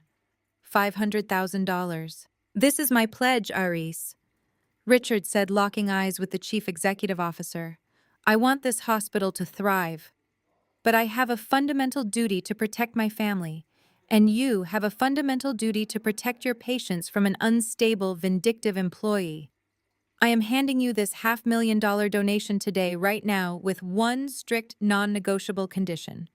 Richard tapped his index finger against the boardroom table, dictating his terms with absolute tyrannical arrogance. "Olivia Montgomery is a severe liability to this institution. You will terminate her employment effective immediately before the clock strikes 11. You will revoke her hospital privileges, and you will file a formal grievance with the state medical board regarding her psychological fitness to practice medicine. You clear her out of this building, and that $500,000 clears your pediatric wing budget. It is a simple, highly beneficial transaction for everyone involved." Patricia nodded in agreement, leaning back in her plush leather chair, her face a mask of toxic, triumphant satisfaction. They had played their roles perfectly. They had painted me as the deranged, jealous sibling and positioned themselves as the benevolent, fearful parents. They genuinely believed that throwing a massive sum of money at the hospital administration would blind them to any objective truth. They thought the transaction was complete. Dr. Thorne looked down at the check resting on the table. He did not reach for it. He did not smile. He simply stared at the 6 figures written in blue ink, his sharp administrative mind calculating the sheer weight of the ultimatum that had just been dropped into his lap. Before Dr. Thorne could formulate a diplomatic response to the blatant bribe, the heavy oak doors of the executive boardroom clicked loudly. The brass handle turned, breaking the tense, suffocating silence of the room. The moment of my parents' perceived victory had just officially expired. The double doors swung open, hitting the rubber wall stops with a resounding thud. I walked into the executive boardroom, not as a desperate daughter seeking approval, but as an attending surgeon who had just finished a brutal 12-hour shift. I was still wearing my navy blue scrubs, my white coat draped cleanly over my arm. I did not come alone. David walked on my right, his posture radiating the predatory confidence of a forensic accountant who had spent the entire morning compiling absolute destruction. On my left walked Jamal. He looked hollowed out, his eyes red-rimmed from a night of devastating revelations, yet his jaw was set with unyielding resolve. Richard leaped to his feet the moment I crossed the threshold. His chair screeched harshly against the hardwood floor. He pointed a shaking finger at me. "What is the meaning of this, Aris? Call security immediately. This is a private meeting, and this woman is actively harassing my family." Patricia gasped, clutching her pearls in a theatrical display of terror. "She followed us here. I told you she was unhinged. Please, someone get her out of this room before she does something dangerous." Dr. Thorne stood up, raising both hands in a gesture of administrative authority. "Dr. Montgomery, this is highly inappropriate. You are interrupting a private foundation meeting. I must ask you to leave the boardroom right now, or I will have no choice but to involve hospital security." I did not stop walking until I reached the opposite end of the mahogany table. I looked directly at Dr. Thorne, maintaining the exact same clinical detachment I used when assessing a trauma patient. "Dr. Thorne, I apologize for the interruption, but considering the man sitting across from you just attempted to purchase my termination with a fraudulent check, I thought you might appreciate some immediate financial clarity." David stepped forward. He did not ask for permission to speak. He unlatched his leather briefcase and pulled out a massive 4-inch thick legal binder. It was heavily tabbed with color-coded sticky notes representing hours of meticulous federal and corporate cross-referencing. He tossed the heavy binder directly onto the center of the mahogany table. It landed with a loud, heavy smack right next to Richard's gold-penned check. "Before you accept that donation, gentlemen," David said, his voice cutting through the tension like a scalpel, "you might want to call the bank. That check bounced at exactly 8:01 this morning." The boardroom went entirely silent. Cynthia Wright, the charity chairwoman, pulled her hand back from the table as if the check had suddenly caught fire. Dr. Gallagher stared at the binder, his brow furrowed in deep confusion. Richard's face contorted into a mask of pure, unrestrained rage. "That is an absolute lie," he roared, slamming his fist onto the table. "My wealth management accounts have millions in liquid assets. This arrogant pencil pusher is completely making this up. Aris, do not listen to a single word he says. He is her husband. They are conspiring to humiliate me. I will sue you for defamation." David smiled. It was not a friendly smile. It was the smile of an apex predator who had just cornered his prey. "I welcome the lawsuit, Richard. Let us get everything on the public record. I am a senior forensic accountant for a multinational firm. My division handles federal compliance and asset tracing for the Department of Justice. I do not make things up. I deal exclusively in verified, audited facts. And the fact is, the federal government placed a hard freeze on your entire financial portfolio early this morning." Patricia let out a sharp, breathless gasp. "A federal freeze? That is ridiculous. We have done nothing wrong. We are upstanding citizens. We donate to charities. We sit on boards." "You are collateral damage," David corrected her sharply, his tone entirely devoid of sympathy. "Your accounts are frozen because they are deeply, inextricably tied to a massive synthetic identity theft and wire fraud syndicate. A syndicate operated entirely by your youngest daughter, Savannah Montgomery." Cynthia Wright leaned forward, her eyes darting from the check to the binder. "Identity theft, wire fraud. Richard, what exactly is going on here? The hospital foundation cannot accept funds tied to federal crimes. The legal exposure alone would destroy our capital campaign." "It is a misunderstanding," Richard yelled, his voice cracking under the strain of his crumbling reality. He was sweating now, the pristine collar of his bespoke suit suddenly looking very tight. "Savannah is a successful entrepreneur. She runs a high-end luxury retail boutique. She makes mid-six figures. These two are just jealous of her success and are using some minor banking glitch to frame her. She is a legitimate businesswoman." That was the exact moment Jamal stepped forward. He placed his hands flat on the table, leaning his weight against the polished wood. The sheer exhaustion and heartbreak radiating from him commanded immediate attention. The room fell perfectly still. He did not look at Dr. Thorne or the board members. He looked directly at Richard and Patricia. "There is no luxury boutique, Richard," Jamal stated, his voice hollow, but carrying a devastating weight of truth. "There is no entrepreneurial success. Your daughter has been living a complete lie for 3 years, and she has dragged all of us down into the dirt with her." Patricia shook her head frantically, holding her hands up as if to physically ward off his words. "Jamal, do not do this. Do not let them turn you against your own wife. She loves you.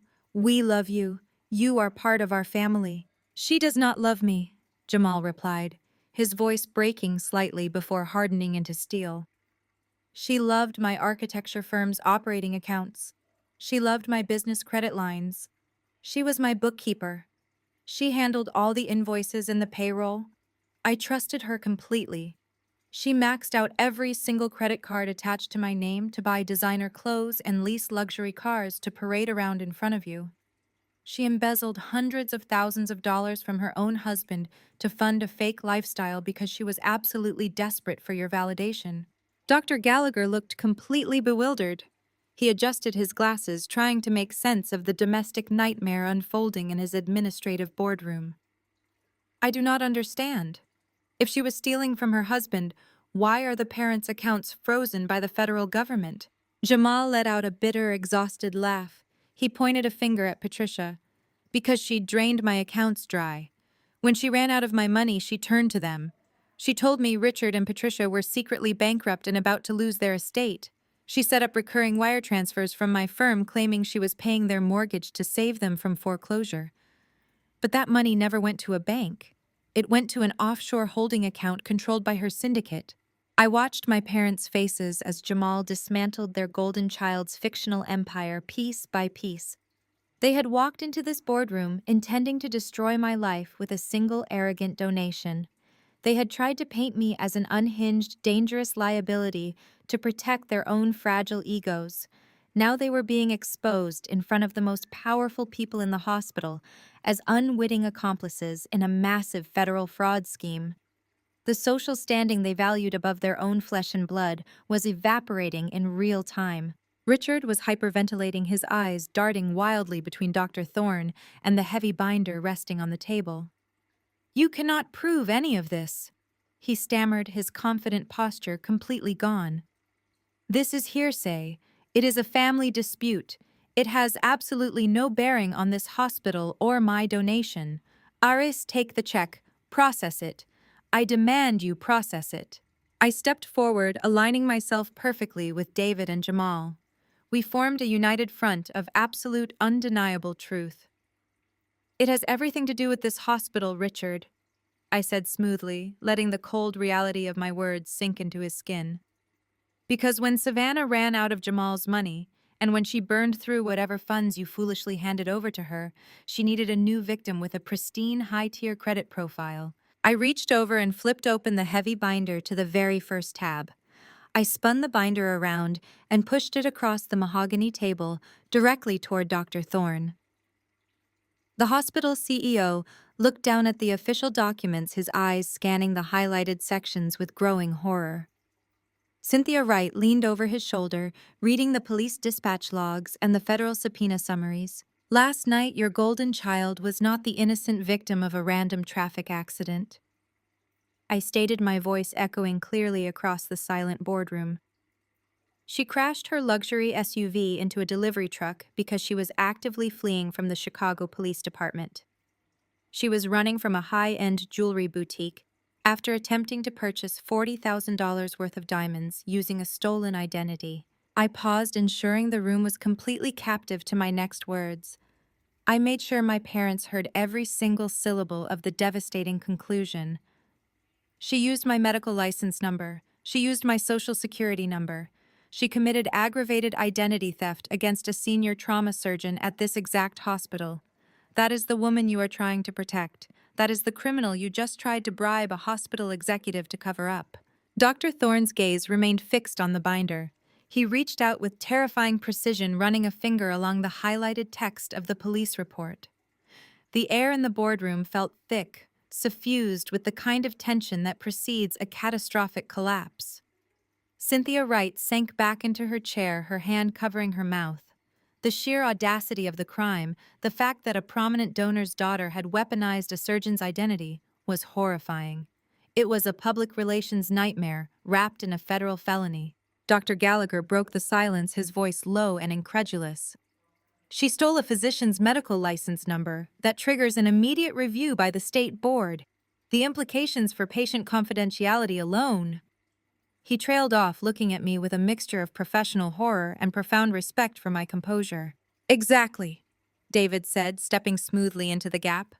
His voice was steady, the calculated hum of a professional dismantling an amateur's house of cards. "Which is why my firm, along with federal agents, has been meticulously tracking her digital footprint for the past 18 months. And while the identity theft against my wife is the most immediate crisis for this hospital, it is merely the tip of the iceberg." David reached out and flipped to the second section of the binder. The tab was bright red. "Richard?" David began, his tone almost conversational, a stark contrast to the absolute devastation he was about to unleash. "You walked in here today, waving a $500,000 check, demanding the termination of a highly respected surgeon, under the delusion that your wealth insulated you from consequences. But your wealth is a fiction, an illusion maintained by a sociopath." Patricia shook her head violently, her perfectly coiffed hair falling out of place. "Stop talking, you are lying. Our accounts are frozen because of a misunderstanding. The bank told us—" "The bank told you exactly what they are legally permitted to disclose during an active federal freeze," David interrupted smoothly. "They did not tell you the mechanism of the freeze, nor the extent of the damage. They left that to your legal counsel, or in this case to me." David tapped a dense, multi-page financial spreadsheet inside the binder. "Savannah Montgomery did not attend business school. She did not attend law school. The tuition checks you wrote for 3 years, they were deposited into a series of shell companies registered in Delaware. She used those funds to launch her initial laundering operations." Richard's jaw dropped. The color which had been returning to his face in blotchy patches of rage drained away entirely. No, we went to her graduation. We have photos. We have the diploma. You attended a generic commencement ceremony on a massive campus and took photos in front of a rented backdrop. David corrected his forensic precision, slicing through their denial. The diploma is a high-quality forgery. We verified this with the university registrar yesterday afternoon. She was never enrolled. The silence in the room was absolute. Even the low hum of the air conditioning seemed to vanish.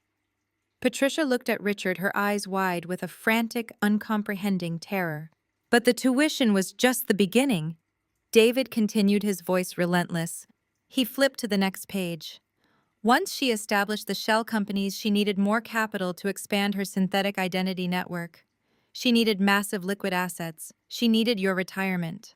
David pointed to a series of wire transfer authorizations. For the past 3 years, Savannah has been systematically forging both of your signatures. She accessed your primary wealth management portals using credentials she likely acquired when setting up your new electronic banking systems. She executed a complete catastrophic liquidation of your entire 401k portfolio and your secondary investment accounts. Richard let out a sound that was half gasp, half sob. He stumbled backward, his hand gripping the edge of the mahogany table for support. Liquidated all of it. That is impossible. We receive monthly statements. I review the statements personally. You review the statements she provided to you? David clarified, the trap springing shut with a resounding clang. She intercepted the physical mail and set up dummy email accounts for the digital delivery. The statements you reviewed for the past 36 months were meticulously crafted forgeries designed to show steady conservative growth, while the actual accounts were bled dry to fund her offshore operations. Patricia let out a high-pitched, keening wail. She collapsed into her leather chair, burying her face in her hands. The pristine, untouchable matriarch was disintegrating in real time, the illusion of her supremacy shattered by the very child she had weaponized against me. But the most devastating blow, David said, his voice dropping an octave, signaling the final strike, was the real estate. He flipped to the third section of the binder.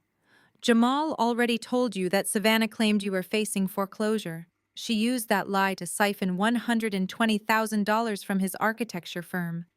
But she didn't just steal from her husband to fund her lifestyle. She needed a massive injection of capital to cover a severe laundering deficit 6 months ago. David slid a heavy notarized document across the table. It stopped inches from Richard's trembling hand. That is a heavily leveraged, high-interest commercial mortgage, David stated, delivering the final fatal blow. Savannah forged your signatures to secure a massive loan against your primary residence. The estate in the suburbs, the one you proudly claimed was paid off a decade ago. Richard stared at the document, his eyes scanning the forged signatures, the staggering loan amount, the predatory interest rates. His breathing became shallow, rapid, the sound of a man drowning in dry air. She took the money, funneled it offshore, and defaulted on the payments immediately, David concluded, closing the binder with a sharp, decisive snap. The bank initiated proceedings 4 months ago. The notices were, of course, intercepted. As of this morning, your estate is in active pre-foreclosure. You have exactly 14 days to vacate the premises before the bank seizes the property. The boardroom was a tomb. The powerful, arrogant couple who had stormed into the hospital demanding my destruction had been reduced to absolute ruin. They were completely broke. Their retirement was gone. Their home was gone. Their golden child was a federal felon. Dr. Thorne slowly reached out and picked up the $500,000 check Richard had so arrogantly slid across the table.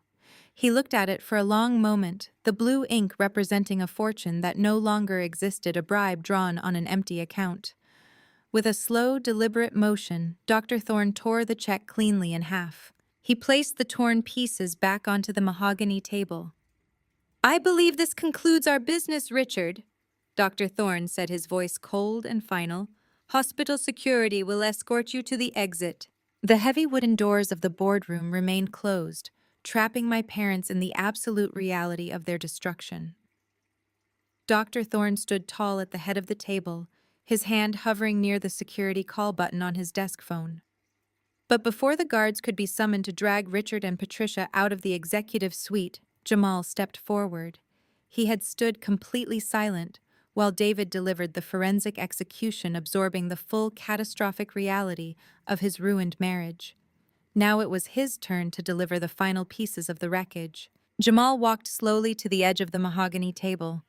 He reached inside his tailored coat and produced a thick manila folder of his own. He dropped it onto the wood. It hit the surface with a heavy thud, sliding to a stop right next to the torn pieces of Richard's useless check. Jamal did not raise his voice. He did not yell or scream the way my father had. The absolute hollow devastation in his eyes was infinitely more terrifying than any shouting match could ever be. I spent the entire night tearing my own office apart. Jamal began, his voice gravelly and completely devoid of hope. After I left the intensive care unit, I called my emergency accountant. We pulled every single ledger, every bank statement, and every line of credit attached to my architecture firm and my personal name. I needed to know exactly how deep the lies went. Patricia looked up at him, her mascara running down her cheeks in dark, jagged lines. She reached a shaking hand toward him, still desperately clinging to the delusion that she could manipulate him using the affection he once held for their family. Jamal, please, we can fix this. We can sell some assets. We can pay you back. We will make Savannah explain everything. With what assets, Patricia? Jamal asked, his tone slicing through her pathetic attempt at bargaining. David just showed you that you do not own a single thing, and neither do I. Savannah did not just siphon $120,000 to pay your imaginary mortgage, she gutted my entire existence. Jamal opened his folder, flipping through pages of red ink finalized debt collections and default notices. My life savings, the college fund I started for the kids we planned to have, the emergency operating capital for my firm, every single dollar is gone. But she did not stop there. When the cash ran out, she used her position as my bookkeeper to forge my signature on commercial loan applications. She took out massive high-interest loans under my firm's name. She leveraged the reputation I spent 10 years building to fund her offshore laundering network. Richard stared at Jamal, his mouth opening and closing without producing any sound. The wealthy patriarch who had based his entire identity on financial superiority was now staring at a man his own daughter had financially slaughtered. She ruined me, Jamal stated flatly, his gaze sweeping over Richard and Patricia. I am going to have to declare bankruptcy by the end of the week. I am going to lose my firm. I am going to lose the home I bought for us.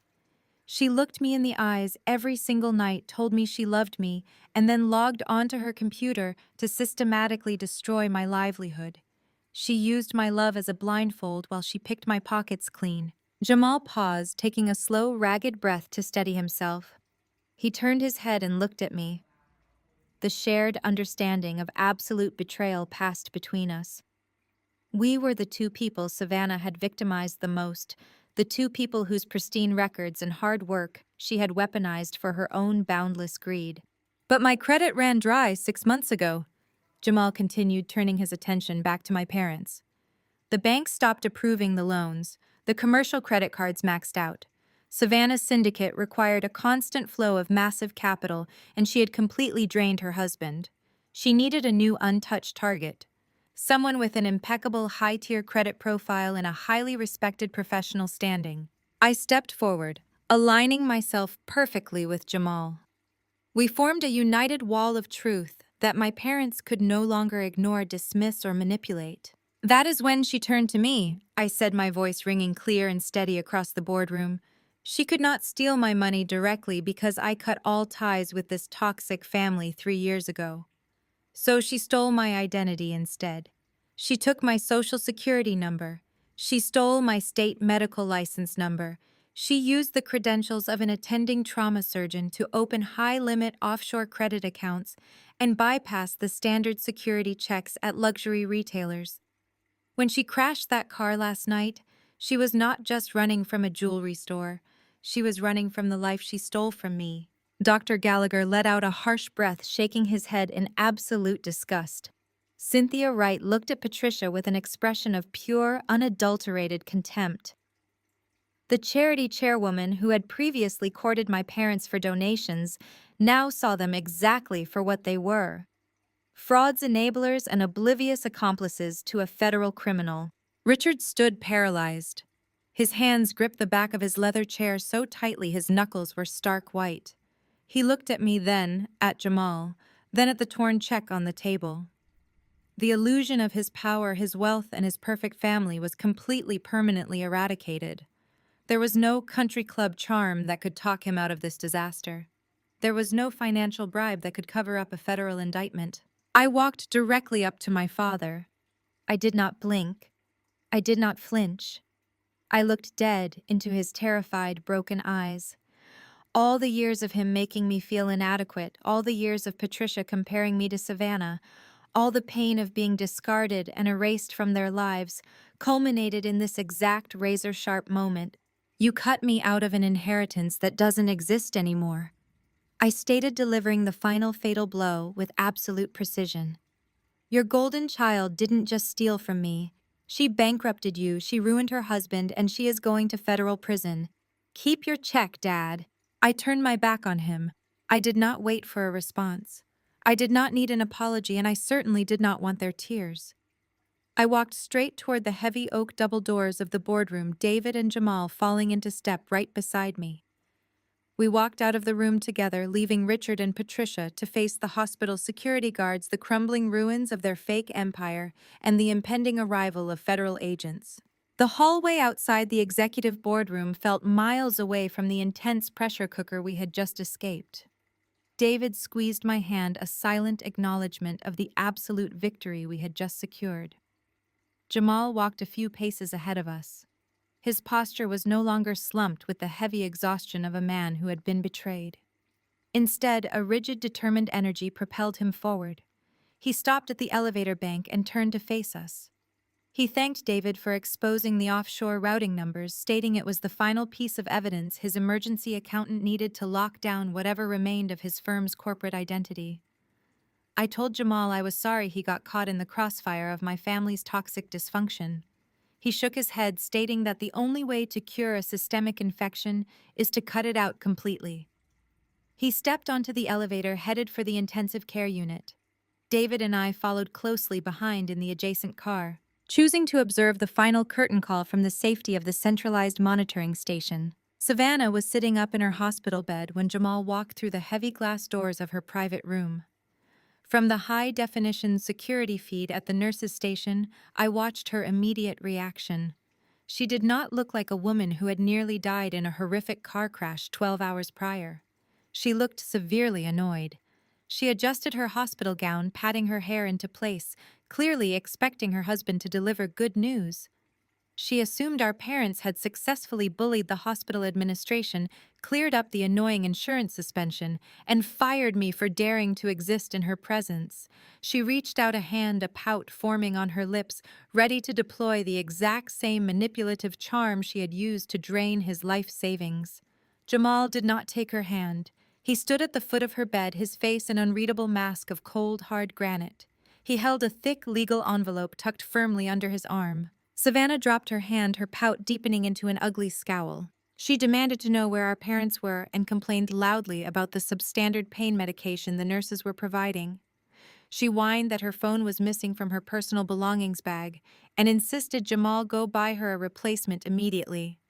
Jamal did not raise his voice. He did not yell or throw things the way a lesser man might have done after discovering his entire financial existence had been gutted by the woman he married. Instead, he stepped forward and tossed the thick legal envelope directly onto the rolling plastic tray table hovering over her lap. Savannah stared at the envelope, then looked up at him with genuine confusion.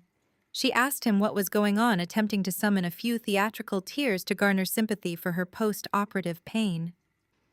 Jamal leaned over the bed rails, his voice low, steady, and echoing with absolute finality. "I know everything," Savannah, Jamal said, his words slicing through her performance like a freshly sharpened scalpel.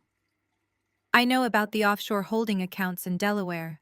I know about the massive commercial loans you fraudulently opened under my architecture firm's name. I know that you lied about attending business school. I know that you lied about your luxury boutique. And I know that you stole your sister's medical license to fund your pathetic fake lifestyle." Savannah froze. The color rapidly drained from her face, leaving her looking sickly and gray against the stark white hospital pillows. She stammered frantically, trying to deny the accusations, claiming there was a massive banking error, that David must have hacked her accounts out of spite because he was jealous of her success. She actually tried to claim that our parents had authorized the liquidation of their retirement funds to help her invest in a new retail space. The sheer volume of lies spilling from her mouth was astonishing. Jamal did not even let her finish the sentence. He pointed a firm finger at the envelope resting on her tray. "Those are expedited divorce papers," Jamal stated coldly. "They are accompanied by a petition for sole emergency custody of all our remaining assets and a formal civil suit for corporate embezzlement. I have already contacted my commercial lenders to report the fraud.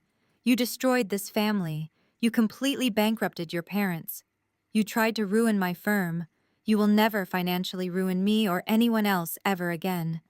I am done with you." Savannah shrieked a high-pitched sound of pure, unadulterated panic. She lunged forward, ignoring the pain of her abdominal incisions, grabbing desperately for his arm. She begged him to listen, promising she could fix it if he just gave her a chance to call her offshore bankers and move some money around. Jamal effortlessly stepped back, remaining completely out of her reach. He turned his back on her and walked straight toward the heavy glass doors. He did not look back, not even when she started screaming his name and hyperventilating. As Jamal pushed the doors open to leave, he stepped aside to make room for two tall individuals waiting in the hallway. They were not doctors. They were not hospital security. They were two federal marshals wearing dark tactical vests over their dress shirts, their gold badges gleaming under the harsh fluorescent lights of the intensive care unit. They walked into the room with absolute, uncompromising authority. One marshal positioned himself at the door, securing the exit, while the other approached Savannah's bed. He pulled a folded federal warrant from his pocket. Savannah scrambled backward against her pillows, her eyes wide with unhinged terror, as she desperately screamed for our father to come save her. She shrieked that she was a platinum donor's daughter, that she demanded to speak to the hospital board. But Richard was not coming. Richard was currently being escorted out of the hospital lobby by security, his own pockets completely empty, his massive house plunging into active foreclosure. "Savannah Montgomery," the lead marshal announced, his deep voice booming over her frantic cries and the frantic beeping of her heart monitor. "You are under arrest for aggravated identity theft, multiple counts of wire fraud and bank fraud. You have the right to remain silent. Anything you say can and will be used against you in a court of law. You have the right to an attorney." I watched the surveillance monitor in absolute silence as the marshal methodically read the golden child her Miranda rights. Her tears were no longer fake. They were the desperate, ugly sobs of a criminal who had finally run out of victims to bleed dry. The empire of lies she had built to destroy my life was officially dead, and she was going to spend the best years of her life sitting in a federal prison cell. 3 weeks passed since the federal marshals escorted my sister out of the intensive care unit and straight into federal custody. The hospital rumor mill had buzzed for a few days, but in a level 1 trauma center, new emergencies quickly wash away old gossip. I threw myself into my work, taking extra shifts, letting the rhythmic predictability of surgical rotations ground me. Tonight was no different. I had just finished a brutal 14-hour shift repairing shattered femurs and crushed pelvises. My muscles ached and my eyes burned from staring intensely under the harsh operating lights. I changed back into my street clothes, grabbed my heavy winter trench coat, and pushed through the double doors leading to the employee parking lot. A torrential Chicago downpour was hammering the pavement, turning the asphalt into a slick, freezing mirror. The wind whipped freezing rain against the concrete pillars of the overhang, creating a deafening roar. I reached into my leather tote bag to grab my umbrella, my mind already anticipating the warm, quiet ride home with David. He always picked me up when the weather turned dangerous. Then a shadow moved near the edge of the employee exit. Two figures stepped out from the gloom, shivering violently under the inadequate cover of the building awning. It was Richard and Patricia. I stopped, my hand resting firmly on the handle of my umbrella. The sight of them was genuinely jarring, a stark contrast to the arrogant titans who had stormed into the executive boardroom just a few weeks prior. Gone were the bespoke navy suits and pristine cashmere coats. Gone was the tyrannical posture that used to consume every room they entered.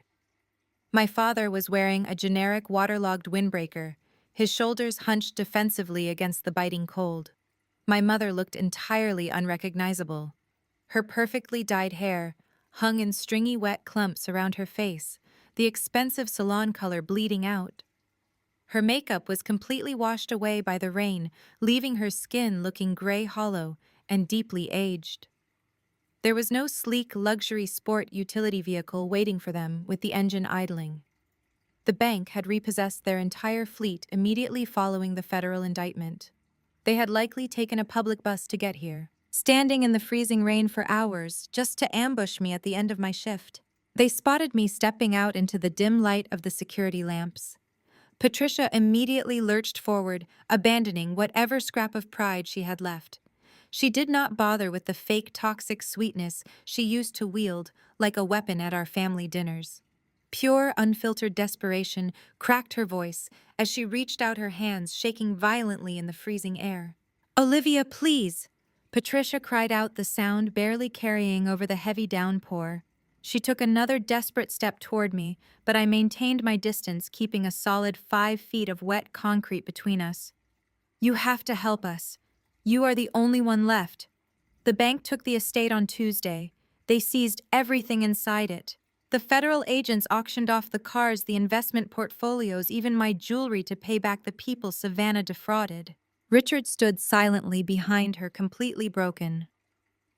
The man who had threatened to destroy my medical career with a $500,000 bribe could not even look me in the eye. He stared at the wet pavement, a hollow, defeated shell of his former self. He had based his entire worth on his financial dominance, and without it he was absolutely nothing.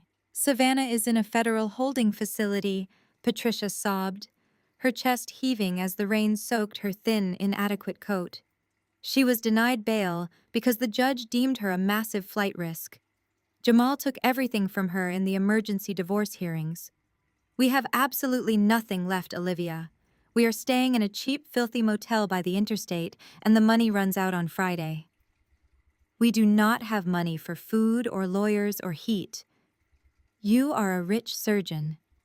You have a massive house in the suburbs. You have to take us in. We are your parents. You cannot just leave us out here to die in the cold." I stood under the concrete overhang, listening to the rhythmic pounding of the rain. I looked at the woman who gave birth to me, the woman who had watched me cry tears of absolute heartbreak 3 years ago when she banned me from attending my own sister's wedding.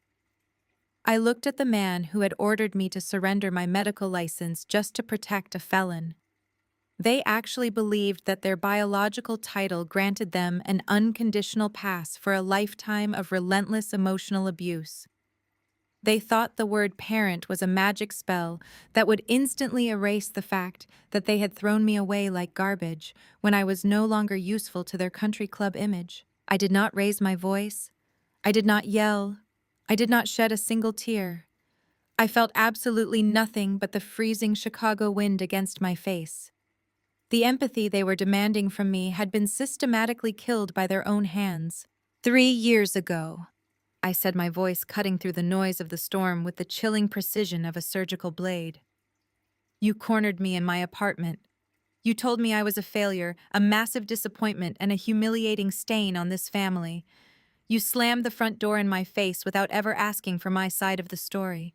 You proudly marched to your attorney and rewrote your will to explicitly ensure I would be left with absolutely nothing." Patricia opened her mouth to beg again, reaching her trembling hand toward my scrub top, but I held up a single authoritative hand. She snapped her mouth shut, retreating from the boundary I had drawn. "I begged you to listen to me back then." I continued, staring dead into her terrified, sunken eyes. "You told me that I was no longer your daughter. You told me to never contact you again. I am simply returning the favor. You made Savannah your entire world. You funded her delusions and you enabled her crimes. Now you get to live in the exact ruins she created for you." I did not wait for her to formulate another pathetic excuse. I did not wait for my father to finally find his voice and beg for a handout. I pressed the silver button on the handle of my umbrella. The large black canopy snapped open with a sharp, definitive crack, shielding me completely from the torrential downpour. I stepped off the concrete curb and walked straight past them into the storm. I did not look back. I did not hesitate for even a fraction of a second. 50 yards away, the bright LED headlights of David's car flared to life. He was waiting for me, the engine running warm, providing a safe and secure sanctuary built entirely on mutual trust and hard work. I opened the passenger door, slid into the heated leather seat, and closed the heavy door firmly behind me, shutting out the noise of the storm. As David shifted the car into drive and pulled out of the hospital parking lot, I watched the rearview mirror. Two small, insignificant figures stood shivering in the dark, washing away in the heavy rain, completely and permanently erased from my life forever. Watching them disappear in the rearview mirror was the final piece of closure I never knew I needed. The violent storm outside raged against the windshield, but inside the car the atmosphere was perfectly quiet. It was warm. It was secure. It was a life I had fought relentlessly to build, and no one would ever be allowed to threaten it again. Over the next 12 months, the chaotic dust of my family's absolute destruction finally settled. Jamal proved to be exactly the kind of resilient, brilliant man my sister never deserved. He filed a ruthless emergency injunction and successfully shielded his architecture firm from Savannah's remaining offshore debts. It took months of grueling litigation, endless depositions, and aggressive asset tracking, largely facilitated by David's corporate fraud division. But Jamal saved his business. He finalized his divorce with brutal efficiency, retained sole ownership of his commercial properties, and is currently thriving. His firm recently secured a massive downtown development contract, and he has moved on with someone who actually respects his ambition and his heart. David and I are doing better than ever. The hospital administration, thoroughly horrified by my father's attempted bribery and my sister's felony identity theft, rallied behind me completely. My career continued its rapid upward trajectory, and I was recently promoted to the head of trauma surgery. Our marriage, forged in the fires of mutual respect and absolute trust, remains an impenetrable fortress.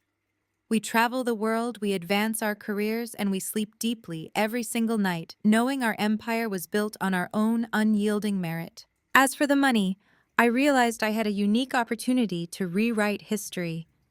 I thought about the massive $500,000 ransom my father had arrogantly slammed onto the boardroom table to buy my termination.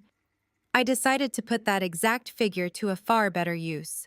I took the $500,000 from my own savings that I would have otherwise wasted, trying to rescue a toxic family from their own catastrophic self-destruction, and I established a private charity. I launched the Independence Medical Scholarship Fund. It is a fully endowed program specifically designed to support medical students and surgical residents who have been financially abandoned, cut off, or manipulated by narcissistic parents. Every single year, my foundation pays the full tuition for talented, hardworking future doctors who refuse to let conditional love dictate their destiny. I hand them the exact financial security and freedom my parents tried so desperately to strip away from me. They cut me out of their will to punish me, but they didn't realize the greatest inheritance I could ever receive was being entirely free of them. Have you ever had to clean up the toxic mess your perfect siblings left behind? Let me know in the comments below.